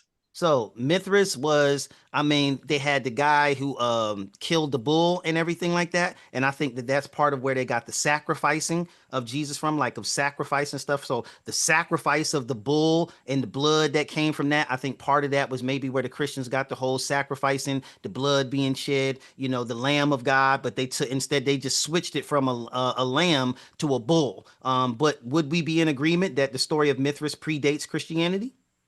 Oh yeah, I would say based off of there's no surviving text, but there is a claim that, of course, it was 1400 BC. So I understand that, but Okay. everything you just said has nothing to do with the story of Jesus you just said.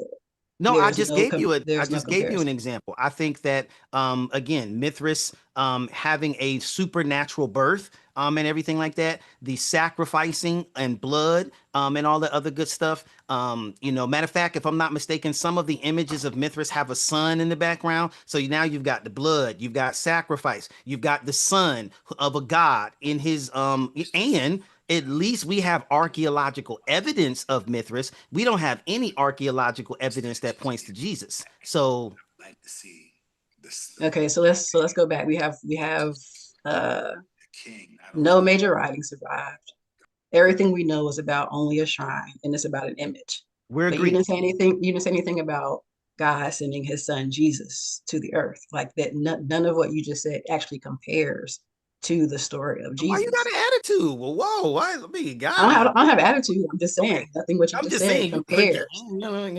okay, I'm just messing with you. I mean, But so again, there's no real comparison to what you just said as far as the Father sent His Son so that He could save His own people, Israel, that He died, He was buried, He was resurrected. We actually have texts that say all those different things, but you have an image that you are saying, oh, there's some symbolism, but there is no surviving text. There is nothing that actually proves that claim. right. So I think we're on the same page. Correct me if I'm wrong, Kendra, because I like you better than that rude Destiny person. But from my understanding, we're on the same page that Mithraism predates Christianity.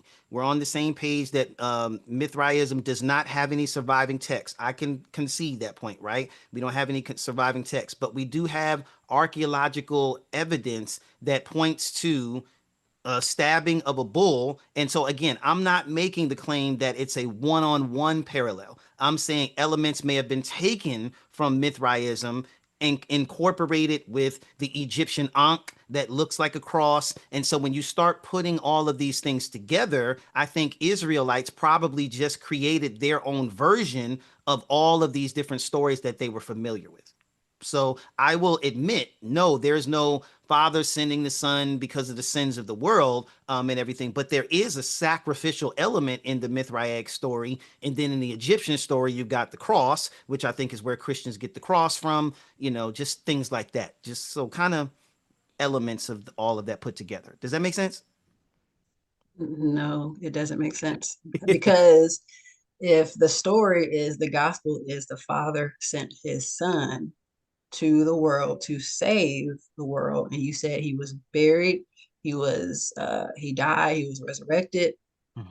None of that actually is a comparison. There is no you are only making that claim yourself. There Right. is no historicity of for that claim. So since you said that about Mithras, let's go to Horus as well, because you talked about Horus as well. Okay, so I just want to make sure that you're understanding me. I'm not making the claim that any one story is going to have a one-to-one comparison of something being exactly the same. I'm saying they're illusions that are just kind of put together. All right. So I'll concede that none of the stories will have a perfect parallel to say they took this exactly from that particular element. Does that make sense? Yeah, I get All right, that. gotcha. All right. Who was you going to? You said Horus. So Okay. let's. Yeah. I, Horus I is a wanted to big. verify that you know the Christian story, so that we can go through all of the claims that you have that there is an actual gumbo effect that's happening. Yeah. Because Did I mess up the Christian story? Did I miss anything? the Christian story you did really well with, but the Okay, other thank you. parts I you're adding appreciate it. on. So I appreciate that. Told you I know my Bible. All right, go ahead. What you got? Okay, so you said Horus. So how does Horus come upon the claim that Christians took from Horus? Yeah, so the Egyptian Ankh looks just like a cross. You've seen the Ankh, right? I've seen it. Right. So it looks just like a Christian cross, but it predates the cross. And then Horus, I think, was just a miraculous birth from a woman who was a virgin. From my knowledge, prior to Horus and everything, Isis, his mom, didn't have any other kids. And even if she did, I don't know for sure. Even if she did, Horus's birth was supernatural and everything. So I'm familiar. His daddy body was cut up into 14 pieces, and then there was a supernatural birth from someone who was a virgin. So I think that and the Egyptian Ankh are kind of elements that are taken from the story. Okay, so I'll go back to what the other person said. So which person are you talking about? Because there are multiple. That there are multiple. The one that was conceived supernaturally. So whichever Horus was conceived supernaturally by Isis and his father Set, that Horus. So you don't know who that Horus is. So you know there's 4 different ones. Right. So even if I don't know which 4 different ones, are you familiar with the one I'm talking about? Only if you can give me better information, because there's so much information about all 4 of them. So there's 4 different ones, and you're actually bringing in multiple information about. What I'm saying is, even without knowing the 4 other or the 3 other Horuses, whichever Horus was the son of Osiris and Set, was the son of Osiris and Isis and was conceived supernaturally, that's the Horus I'm talking about. And that person was conceived supernaturally from a dismembered penis. Yeah. And that's exactly the story of Jesus. No, I did not make the claim that it was exactly the same. So it's a similar thing. So it's similar to the story in the gospel where the virgin birth, where Mary, the Holy Spirit overshadows her.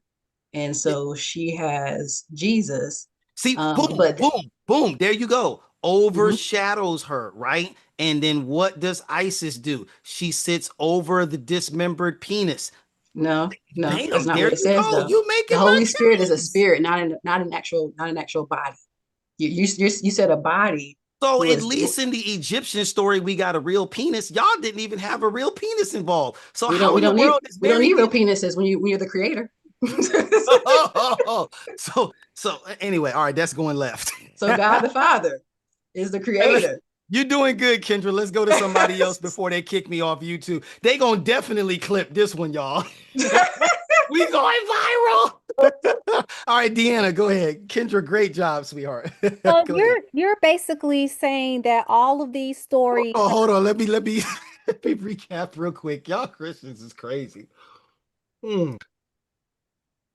You had to give I'm glad my daughter ain't listening to this. She can be like, Mommy, Daddy was in there talking. All right, go ahead, Deanna.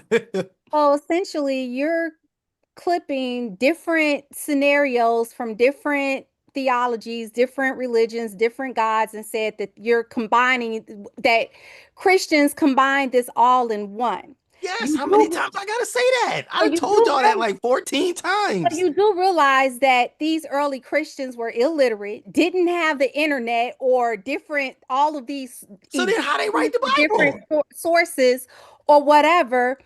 My question is, what was this, a Hollywood screenwriter play where they were able to get all of this to create one?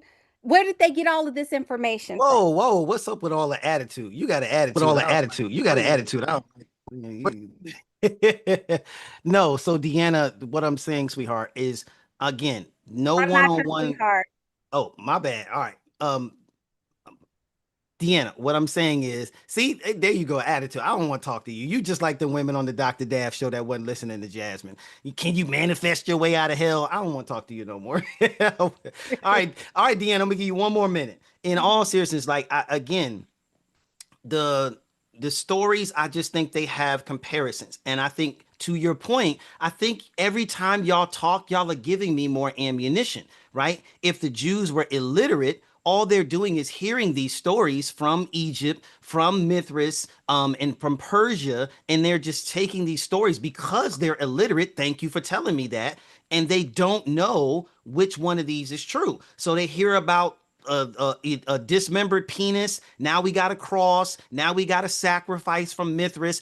Can't you see how all of this stuff is kind of mixing together? No, because it's not the same. It's I'm not not the saying that same. it's the same. Y'all keep So if you're making. saying it's not the same, then how are you saying that they created it? If it's not the same, or is explain to me how they created Jesus out of all of these things that you're admitting I that's just not the okay. same. Y'all not listening. Y'all not listening. I'm I don't not think making. you're listening because I'm it's not the same. I'm not So making the you're claim. comparing apples and oranges. It's not the same. I'm It's not. not even close. I'm not saying that they're the same. I'm saying that it's an I hate using a big word. It's an amalgamation of all of these stories. So there will never be a one-to-one parallel claim. That's not my claim. My claim is that they took all of these stories and over time, now we've got all of these stories kind of mixed together. So I think what y'all are trying to do is take, this story doesn't look exactly like it. And what I'm saying is it's similar in some of the details, but not in others. So But again, you do realize that amalgamation, I hate using those big words as well, is a Frankenstein theory, right? explain. So the core flaw of amalgamation, it relies on cherry picking. You're cherry picking different things out of different things to say that this was created. So Yeah. you're essentially, but that's not what happened. You have no proof. I'm Proof, not saying that I do. I'm not okay. making the claim. I'm not making the claim that I have proof that it happened. I'm saying to you that I think this is what happened. Right? So if I'm wrong, then I'm looking for the Christians to point me in a different, in a different. Again, there will never be any proof of someone saying, "Hey, I'm taking this story and I'm taking this story and I'm putting them together." There's never going to be any proof of that. What I'm saying is this is what I believe because when I listen to all of these different stories, they just sound very familiar. And I'm asking y'all to be honest to see that even though they may not be the same, there are some. It is so. Let's start at the very basic, and then for time's sake, we're gonna go to someone else. Is the story of Horus a supernatural birth? Deanna. Oh, you're asking me, is the Yeah, story of Tor? You can say, yeah, it was considered that's as a all. That's supernatural all I'm birth. saying. That's all I'm saying. And so we have a supernatural birth in Egyptian mythology. We have a supernatural birth in Christianity. In Egyptian, we have an ankh. In Christianity, we have a crucifix. In Mithraism, we have a sacrifice of a bull. In Christianity, we have a sacrifice of a lamb. They're similar elements, and you know, let's go to Woodson. Good stuff. What's up, B? Good evening, everybody. I'm new to the community. Love this dialogue, Oh, you can catch the smoke too, sharpening. just because you knew we ain't going easy on you. But go ahead. Yeah, my contention would be that the figures that you mentioned, Horus, Osiris, Isis, the Egyptian gods, god of Mithra, have no historical evidence that they're actual people, that they ever existed. Yeah, They're I merely agree with you. myths. Yeah, they're 100% myths. Thank you for helping my case. See, this is why he knew y'all got to get rid of him. All right, I'm saying that those are myths, and the Mhm. story of Jesus is a myth. Thank you for making my case. See, I No, just sir. reversed No, on you sir. like Destiny did. I No, just sir. cut him No, sir. real quick. We have historical One myth. evidence that Now we got Jesus another was myth. real. So We have the historical evidence that Jesus is real and walked the earth prove it. and performed miracles. Prove it. What you gonna go to the Gospels? We already destroyed all y'all Christians. You just got here. You must have just got here because we just destroyed No, everybody sir. else. So we've already shown that the Gospels or the creeds within the Gospels predate the Gospels themselves. So therefore, they're relevant and prove that the Gospels are real and Not bad. exist. They're Not not. bad. Only because of the sake of time, I'm not gonna let you go into that. But I appreciate the fact that you brought up the Chris. All right, DeAndre, did Yes, you have sir. your hand up, or is your panel just sitting up there?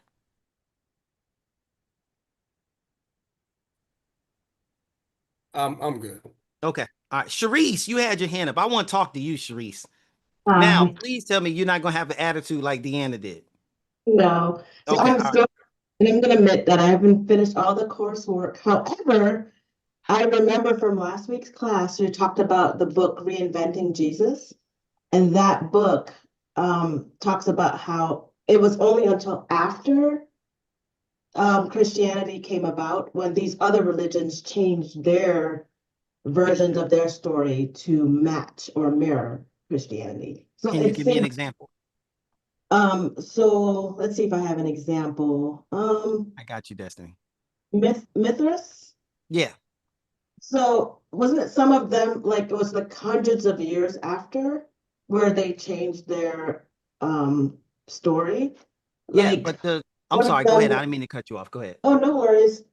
Was one of them about like the virgin birth and Thank you. There was yeah. like a virgin birth in Mithraism. And since y'all Christians love y'all sources, here it is. Boom. And this time Google doesn't help y'all out. The name Mithra originates from an ancient Indo-Iranian deity dating back well before Christianity. What my Hebrew Israelites? Well, before Christianity. But the specific Roman mystery religion of Mithra developed in the first century at the same time that Jesus did, who existed in the first century, roughly parallel to. Do y'all see that? Put that on YouTube, clip that, rather than significantly predating the historical Jesus. Sharice, what you got for me? But if you keep reading, Yeah, and there was a story that says he was not born of a virgin, but he was actually born in a Born in a cave. cave out of a rock. Yeah, so it seems like your argument is actually the opposite, where these other religions stole from Christianity and But not. no, we just read that the Roman version. So even if I can see that the Roman version of Mithra was about the same time, and again, how do we know that the Roman version of? How do we know who copied who? How do we know that the Mithra stories didn't copy from Christianity or that Christianity copied from Mithra? How do we know who copied from who? Mm, based on the timing of the writings? Yeah, because they're according to what we just looked at on the internet, right? And I understand that it's AI, it's not a scholar, but according to Yeah. what we just looked at on the internet, both of those stories existed in the first century. So how do we know that they're not taking elements from both stories, and that how do we know that the Christians weren't copying Mithra?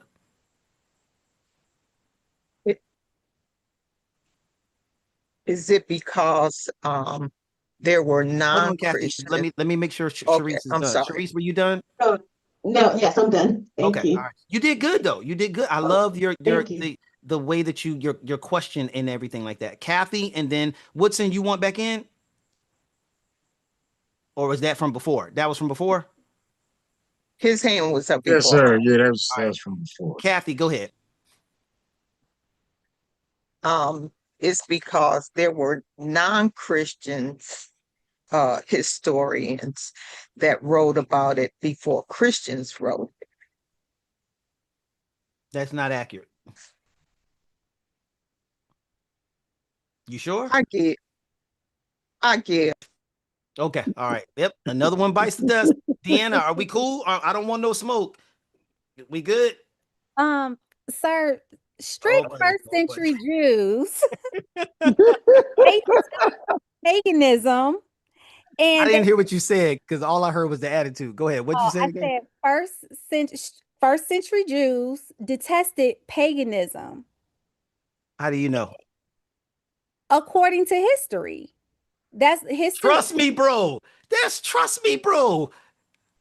It's not trust me, bro. It's Then give me a history. source. Then give me a source. I hope you play spades better than you source your material. So I'm sorry, y'all. I couldn't help it. but you keep bringing up what the Bible says. So the Bible talks about the. I didn't bring up nothing in the Bible.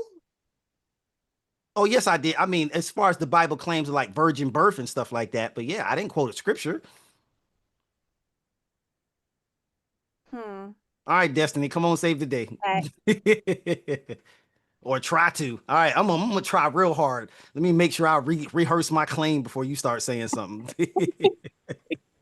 Okay, so I understand you're saying that all of these things came before Christianity, and Christians somehow created this gumbo to make what we believe in Jesus. Correct? Boom. Okay. Outside of religion, science itself tells us that correlation does not mean causation. Okay. So because things are similar, it does not mean that one thing caused the other or that they had any relation in their creation.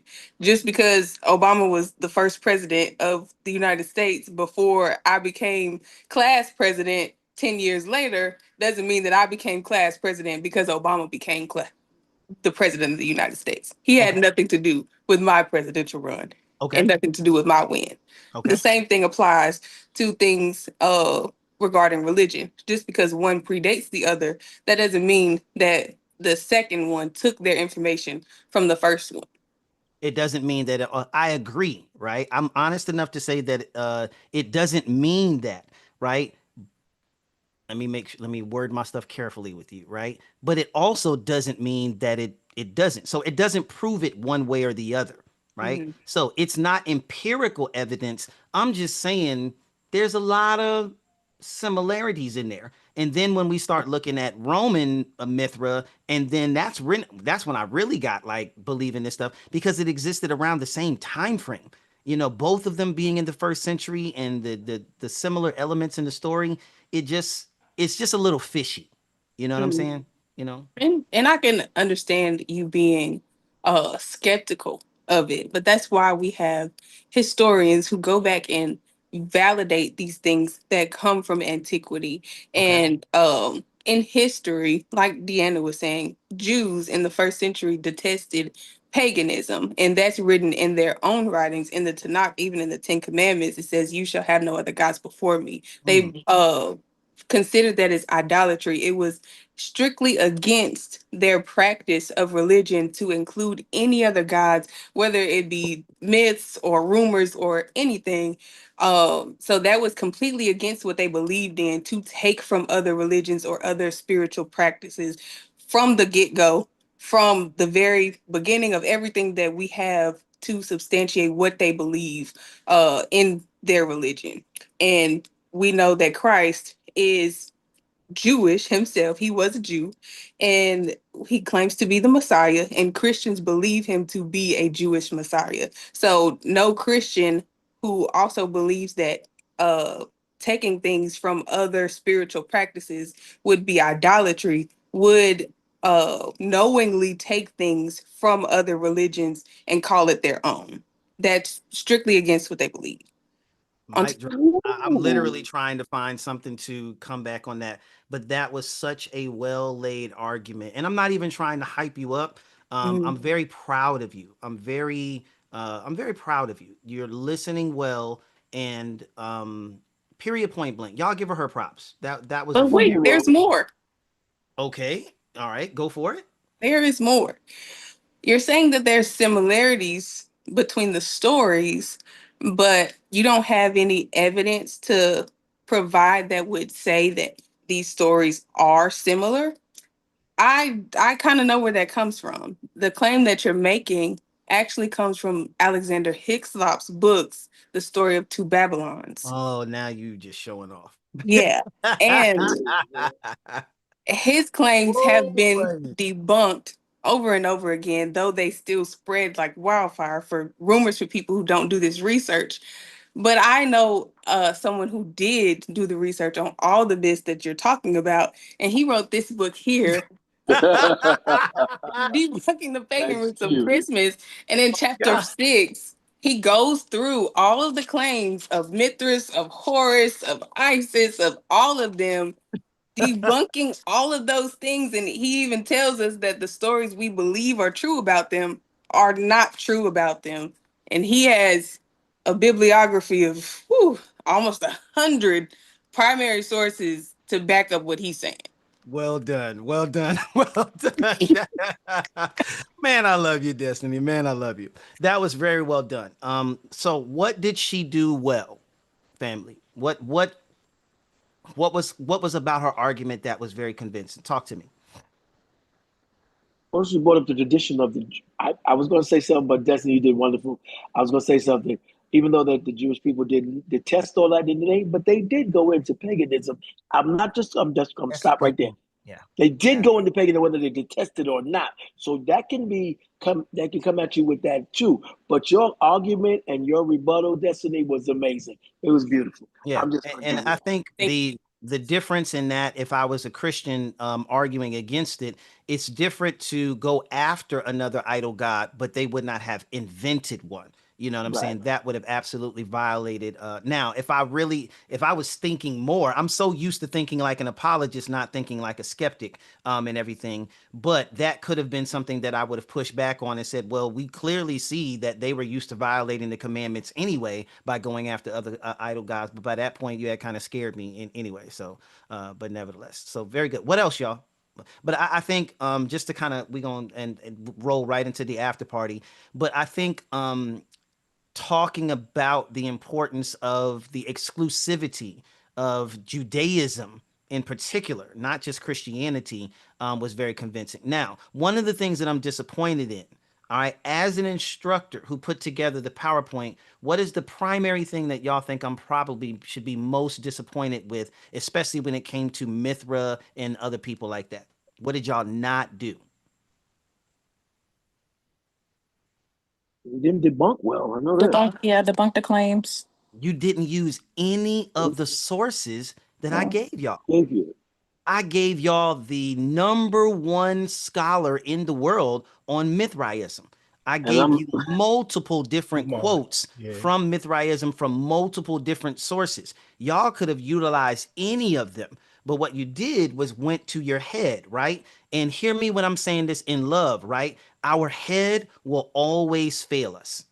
Most times, I won't say always, right? Most times, right? We don't want to depend on our memorization, and you don't have to, because guess what you have? A phone. Pull up those sources on your phone. Pull up those quotes on your phone and utilize them. So, and here's the thing, it takes the pressure off of you having to memorize these things. All you have to do is read them.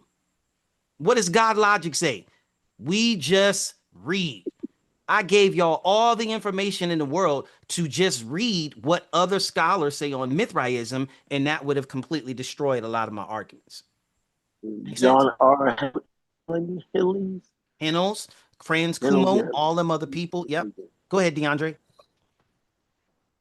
So can you give us a tip? I was having a hard time understanding your argument was so illogical to me. And it was hard to follow. So as an example, when you would say things like, oh, he had a supernatural birth, and so did Jesus have a supernatural birth.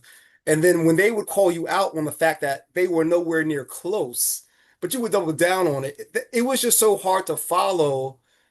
And so I wanted to kind of go into that a little bit more. Saying that, in order for a ladder to have rungs, you have to have your steps. And I just felt like your argument had none of the steps. And so that made it hard for me to follow. And so my question is, what tips do you have in that situation when you're just having a hard time following the argument that someone's making? Yeah. One, I would have taken that person to the primary sources, right? Are you familiar with the story of Horus and Isis and how he was birthed, right? And then read that source. I would have taken him to the story of Mithras and actually read the primary source of that and said, yes, we can grant you the because there are, let's be honest, right? We cannot be afraid to be honest and say there are similarities, right? We cannot be afraid of, we don't give what's Pastor Jerome's quote? We don't give faith-based answers to fact-based questions. It is a fact that there are similarities in these stories, but they're not exact parallels, right? But now, if you want to get to it, the story of Horus was not a dying and rising god, right? So again, and that's why I gave y'all the quotes and everything like that. So I would have educated that person with the primary sources of those and said, now, hey, now there may be some illusions and everything like that, but there's not enough parallels for them to have said, hey, this is a complete, completely made up story now that Jewish is borrowing all that. And then I think it just really is doing what Destiny did, is understanding, the Jewish people were looking for, and that's where I would have gone. The Jewish people were looking for a Messiah that fulfilled the prophecies of the Old Testament. None of these Mithras and all the other good stuff, none of them were born in Bethlehem. None of them fit the suffering servant passages in Isaiah. None of them fit the prophecies in Micah of, and just different things like that. So the Jewish people would have been looking for someone that fit all of those things. And so being educated with that would have helped out in that particular situation. Make sense? So again, I'll close with this. This is why I'm saying that giving you all the sources is only the science of information. This is the value in the art of apologetics, right? Or the science of apologetics, the art. It takes practice in learning how to listen to what the person is saying and find the flaws in it so that you can debunk it with the information. Does that make sense? And it's just practice. The more we practice this, the better everybody will get at it. Does that make sense? All right. How do you all feel genuinely? Like, was it more difficult than you thought? Just different things? Yes, it was. Because we think certain ways, kind of like you were saying, like pull up the information. It's almost like I put it in the chat. It's like you think you're taking a test. We're not used to having the information right there. So it's almost like you feel like you cheated a little bit, but no, it's a little different. And then even with the mindset of admitting and saying, yes, there are similarities, it's almost like we don't want to do that because we're trying to prove our case, but the facts are the facts. Yep. And so what this tells me as an instructor, guess what I'm taking, right? I am hearing that you all are taking bits and pieces of the information. I heard people using the 150 years thing. And so you hear it, you store it up, but you don't really understand it enough to put it into practice, right? That 150 year quote was about biographies having the name of the author listed on it. So you all heard it, but you're not internalizing it. And that could be because I'm giving too much information. And that's why tonight I said, let me pull back. Let's not do any information. Let's see how well you all are utilizing what you have. And so what I'm hearing as an instructor is, me and my team are going to have to come together and kind of figure out how do maybe we only do an hour of class and we do more review, and everything, but we got to get you all used to interacting with the information that you're getting. Does that make sense? Makes sense. Can I Sure, speak on something, Kevin? I would suggest that maybe after like each class, do something like this based on the information that we just covered. So it can be kind of retained, because it's like you're asking something and we got to go back to like the first class and, or remember. And I'm just speaking for myself. I have a lot going on, so it's hard for me to study. And so I do remember the bits and pieces of things that really stood out to me. But I would think if moving forward, like after each class, you do something like this based off of the information that we just covered, and I think we'll retain it more. That's just I'll talk with the admin team, but I'm already feeling led. Instead of using the after party to talk about random stuff, we'll start off the after party with doing role playing. And then if we have time or people want to Perfect. stick around for random stuff, then great. But I think you That's make a beautiful. great suggestion. So from now on, Greater Works admin team, every after party, we're going to start with role playing with the things that we just learned so that the people that have the opportunity to stick around, they can get some practice putting it into play. And that also gives me immediate feedback as an instructor on how well you all receive the information as well. Very good suggestion, Whitney. Very good. All right, Donovan, talk to me. Yeah, I would also say, like you said, there's a lot of information. Maybe apologetics for dummies, little less information. Yeah, because this was a master class, and we might need a high school class before we get to the master class. You know, that kind of how we say it, walk before you run or crawl before you walk. Fair enough. So that way, I mean, even in the weeks you were stacking them, so yeah, but it probably smaller. I know how I would say, my pastor said, you don't want to give them so much information that we're throwing it up. Yeah. So before we can I think there digest it. Yeah, I think there is a balance in that, right? Because these classes are designed to be what they call in college, what is that when they pack a lot of information into one? Somebody help me. I know y'all got some degrees. Accelerated. No, what is that when it's designed to give you a lot of information in a short time period with the expectation that people go back. Say again, Marcellus? Of retaining as you No. go back and study? No. Yeah, well, I can't remember the name of the class. That's gonna irritate me until I Sound like summer school. Introductory? Nah, it's gonna come to me. But it's designed to give you a lot of information so that you can go back in your own time and actually go over it. And what I'm hearing now, some of this as an instructor, I will take the constructive criticism and I can do a better job in that, right? And we'll try to tweak things. But some of the things that we're doing is the homework, right? How many of you all are taking the quizzes? How many of you all are actually doing the discussion boards? A lot of you are. So props to you that are investing in that time. But the reason that we do that is if you're doing the homework and you're actually not only putting in your homework, but you're responding to your classmates and everything, that's your opportunity to kind of do what we're doing here. So we have implemented something. Some of it is just simply application and actually, hey, Kev, I wish my sister was here that was here last week. Like, hey, I need to understand how to utilize this information. I love that because it says to me, she's thinking, I don't want to just hear this. I want to know how to use it. You know what I'm saying? And that's the feedback I need from y'all. And I put my phone number in every single email. There's no reason that if you don't understand the information very well, pick up the phone and say, hey, Kev, can I get 15 minutes of your time to kind of walk through these quotes? Can we do a little role playing? All of y'all should know me well enough by now. I'll sit and talk with anybody. You know what I'm saying? That's my role. I love to do it. But let's make sure. I will take my hit. And it's not even a hit. I will be sharpened, but also let's make sure that you're doing the work of going back with the information and applying it as well. Make sense, everybody? Fair enough? Yes, sir. I think you put a little too much pressure on yourself. Some of us are new to this, and you're giving us great information, and it is up to us to retain it and go back. I just have to get on the. I'm not computer savvy as you young people are.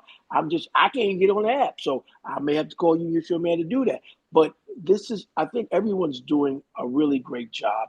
And the more we stay at it, and the more we take your classes, and the more we get it, and the more we stop overthinking everything, we will be able to. It'll slide off the tongue just like we were out in the street. Ain't nothing slick to a can of oil. We gonna get this. Yeah. And again, I really want y'all to be encouraged. Many of y'all did a great job, and it shows that you're retaining the information. It's just fine tuning how to use it. Everybody's not going to be, and we're a family, right? Everybody's not going to be able to do what Destiny just did right away, especially if you're not used to this, right? That takes time. So don't beat yourselves up if you don't feel like you did a good job. Get back into the ring again. You know what I'm saying? Request more of this. Become a subscriber so that when we implement these sessions, we can do more of it. The only way you're going to get better at it is not by listening to me. It's not by listening to Destiny. It's getting in the ring and doing it yourself. And better to do it here so that when a family member or a friend starts deconstructing, you've already had practice in how to respond. Make sense? All right, Coach Yes, Ron, sir. and then we'll close in prayer. Yeah, during the early part when you were talking about just evaluating how, as an instructor, you mentioned engagement. And I was thinking, the first thing that popped in my head was like during some of your presentations, if it made sense within the flow, instead of you reading it, picking somebody else to read it out loud. And in that way, we get our hands on it a little bit rather than just listening. We actually are saying it. Because I do the same thing when I'm reading the scriptures. I'll listen to it with like an audio, and then I'll also read it out loud to myself as well. So that way I'm doing it kind of both ways. I'm hearing my own voice say it rather than somebody else's voice say it. I And like that. It'll save me some breath too, because y'all yeah, already hear it'll my take voice. the break off of you. Yeah. Yeah. And then also maybe even in class, maybe like polls or quizzes, like right after a short span, maybe something like quick, okay, a quiz based on what we just learned and nothing elaborate, just a really quick thing. Just kind of get that way it's more interactive from that standpoint instead of just a long lecture. And then maybe after a long break, you know, you may check in, but just other parts, if it makes sense with the flow. I love it. I love it. I love it. So when I start asking for people to be reading the slides, don't y'all be all go Beyonce mute challenge on me. You know what I'm saying? You know, be volunteering to read the slides. So I love that though. Good stuff. Good stuff. All right. All right. Ron, can you close us in prayer? And again, with all my heart, we're not, everybody's not an expert. We're not asking you to be. We're asking you to be an active participant. Don't beat yourself up, because I'm telling you, y'all did a really good job. And I'm telling you now, you've done a better job than many other people could do. You know what I'm saying? So, you know, everybody out there ain't gonna be acting all crazy and giving you crazy comebacks like I did. So, you know, I want it to be a little harder in here so that you're used to like, dang, this was easy. Kevin would have destroyed this, but you know, nevertheless. All right, Coach Ron, close us out. All right. Father God in heaven, we thank you again for another opportunity to come together. We appreciate the Greater Works ministry and Kevin Chat for all that he does and all that he provides and trying to equip the body of Christ and empower us in every way and allowing us to feel confident and give us deeper roots into our faiths. Everyone is here because we love you, Lord, for the things that you've done in the past, present, and future. And we love your word. So we're trying to get to know who you are and be able to share our faith. As we've learned with the Greatest Works Ministry, we want to be able to know what we believe, why we believe it, how to defend it, how to share it, and then how to live it. And so we appreciate all that the Greater Works Ministry is allowing us to do. We appreciate you, God. Keep everyone covered as we go further into this week. Give them the time and the energy and the Holy Spirit led